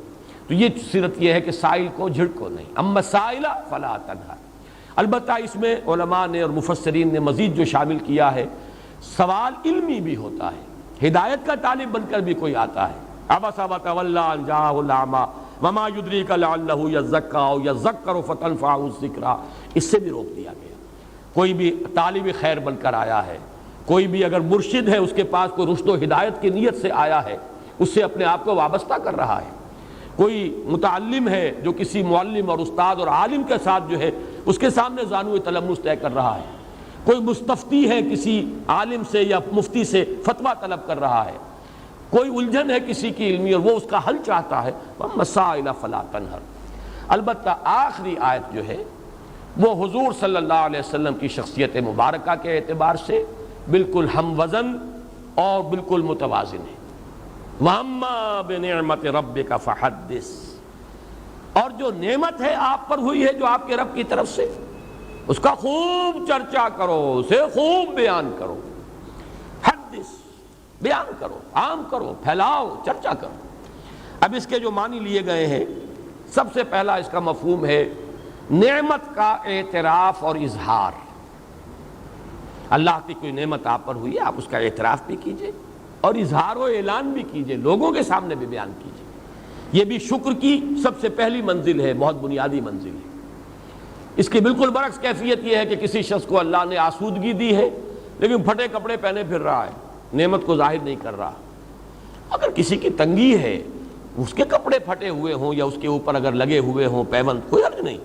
لیکن یہ کہ ہو کشادگی اور آسودگی اور پھر انسان یہ حلیہ بنائے، یہ گویا کہ یہ اس نعمت کا انکار ہے، اس کو چھپا رہے ہیں آپ. تو اعتراف و اظہار نعمت اور اس پر اللہ کا شکر ادا کرنا۔ دوسرا مرحلہ ہے نعمت کی حق کی ادائیگی، جس کام کے لیے وہ دی گئی ہے نعمت اس کو اس کے لیے استعمال کیا جائے، اس کو کہ امام راغب اصفہانی نے یہ شکر بالجوارح سے تعبیر کیا ہے، اس کا حق ادا کرو اس نعمت کا۔ لیکن سب سے اہم حصہ جو ہے جو حضور پر نعمت خصوصی ہوئی ہے صلی اللہ علیہ وسلم، وہ نعمت ہدایت۔ سب سے بڑی نعمت ہے ہی نعمت ہدایت، بلکہ میں آگے بڑھ کر جملہ کہہ رہا ہوں، نعمت ایک ہی ہے اور وہ ہدایت ہے، اور کوئی نعمت نہیں دنیا میں۔ ہر نعمت دوسری جو ہے وہ تابع ہے۔ اگر نعمت ہدایت ہے تو صحت بھی نعمت، اولاد بھی نعمت، مال بھی نعمت، فرصت بھی نعمت۔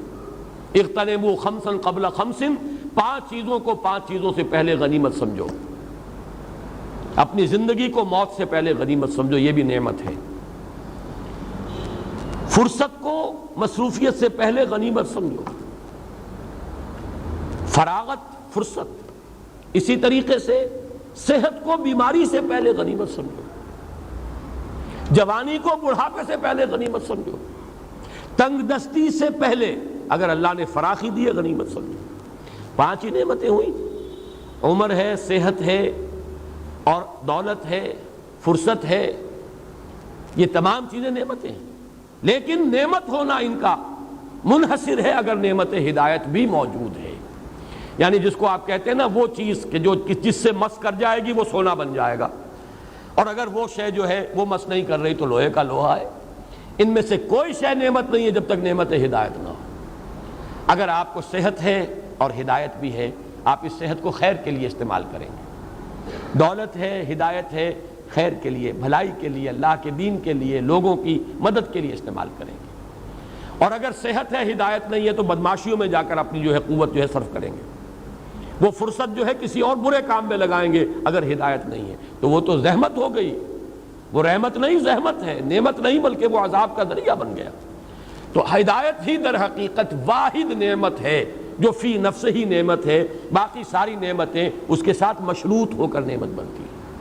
اللہ نے ہدایت دی ہے، اے نبی اب عام کرو، چرچا کرو، پھیلاؤ، اس کی تبلیغ کرو، حکمت بانٹو۔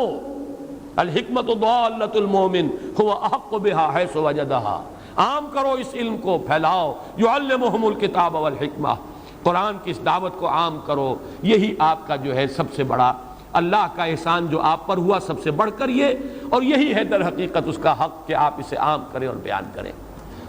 اس میں بعض صوفیہ نے ایک بات کہی ہے، اور وہ یہ ہے کہ بعض ہمارے اکابر جو ہیں خاص طور پر تصوف کے میدان کے، ان سے کچھ منقول ہیں ایسی باتیں کہ عام آدمی سمجھتا ہے کہ وہ بڑا تکبر اور عجب کا اظہار انہوں نے کیا۔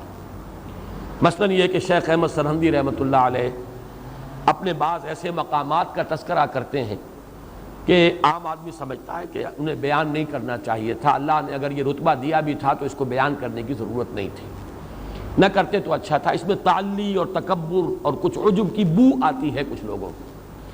اسی طرح سے کچھ اسی قسم کے دعوے جو ہیں شاہ ولی اللہ دہلوی کے بھی ہیں رحمۃ اللہ علیہ، بعض حضرات کو ان سے بھی انقباض ہوتا ہے، لیکن یہ کہ قاضی ثناء اللہ پانی پتی رحمۃ اللہ علیہ نے ان کی طرف سے دفاع کیا ہے، اور وہ دفاع یہ ہے کہ یہ بھی در حقیقت اس حکم کے تابع ہے۔ اللہ نے اگر وہ مقام دیا تھا اس کا اظہار و اعتراف ان کے ذمے تھا، اگر وہ اسے بیان نہ کرتے، اور ظاہر بات ہے کہ وہ اپنے تزکیہ نفس کے اس مقام تک پہنچ چکے ہوتے ہیں یہ حضرات کہ اب ان کے لیے عجب اور تعلی والی بات نہیں ہوتی، ان تمام رذائل نفس سے تو وہ اپنے نفس کو پاک کر چکے ہوتے ہیں۔ قد افلح من زکاہا۔ اب ظاہر بات ہے کہ اگر احمد سرہندی اس مقام پر نہیں ہے تو اور کون ہوگا، اور شاہ ولی اللہ اس مقام پر اگر نہیں ہے تو اور کون ہوگا۔ اسی اعتبار سے حضور کہتا ہے انا سید ولد آدم ولا فخر، میں تمام آدم کی اولاد کا سردار ہوں لیکن اس میں کوئی فخر نہیں ہے۔ بہت سی باتیں آپ نے بیان کی ہیں، مجھے اللہ نے یہ مقام عطا فرمایا ولا فخر، مجھے اللہ نے یہ رتبہ دیا ولا فخر، میں یہ فخر کی وجہ سے نہیں کہہ رہا بلکہ اظہار نعمت کر رہا ہوں۔ اللہ نے مجھے یہ مقام عطا کیا ہے تو اسے بیان کر رہا ہوں۔ تو جس طرح حضور نے اپنی وہ کیفیات یا اپنے ان مقامات بلند کو ظاہر فرمایا ہے، تو گویا کہ اسی وَأَمَّا بِنِعْمَةِ رَبِّكَ فَحَدِّثْ کی تعمیل میں ہمارے ان بزرگوں نے بھی اپنے کچھ مقامات جو ہیں ان کا تذکرہ کر دیا ہے، اس پر کوئی انقباض محسوس نہیں کرنا چاہیے۔ بارک اللہ لی و لکم فی القرآن العظیم ونفعنی وإیاکم بالآیات والذکر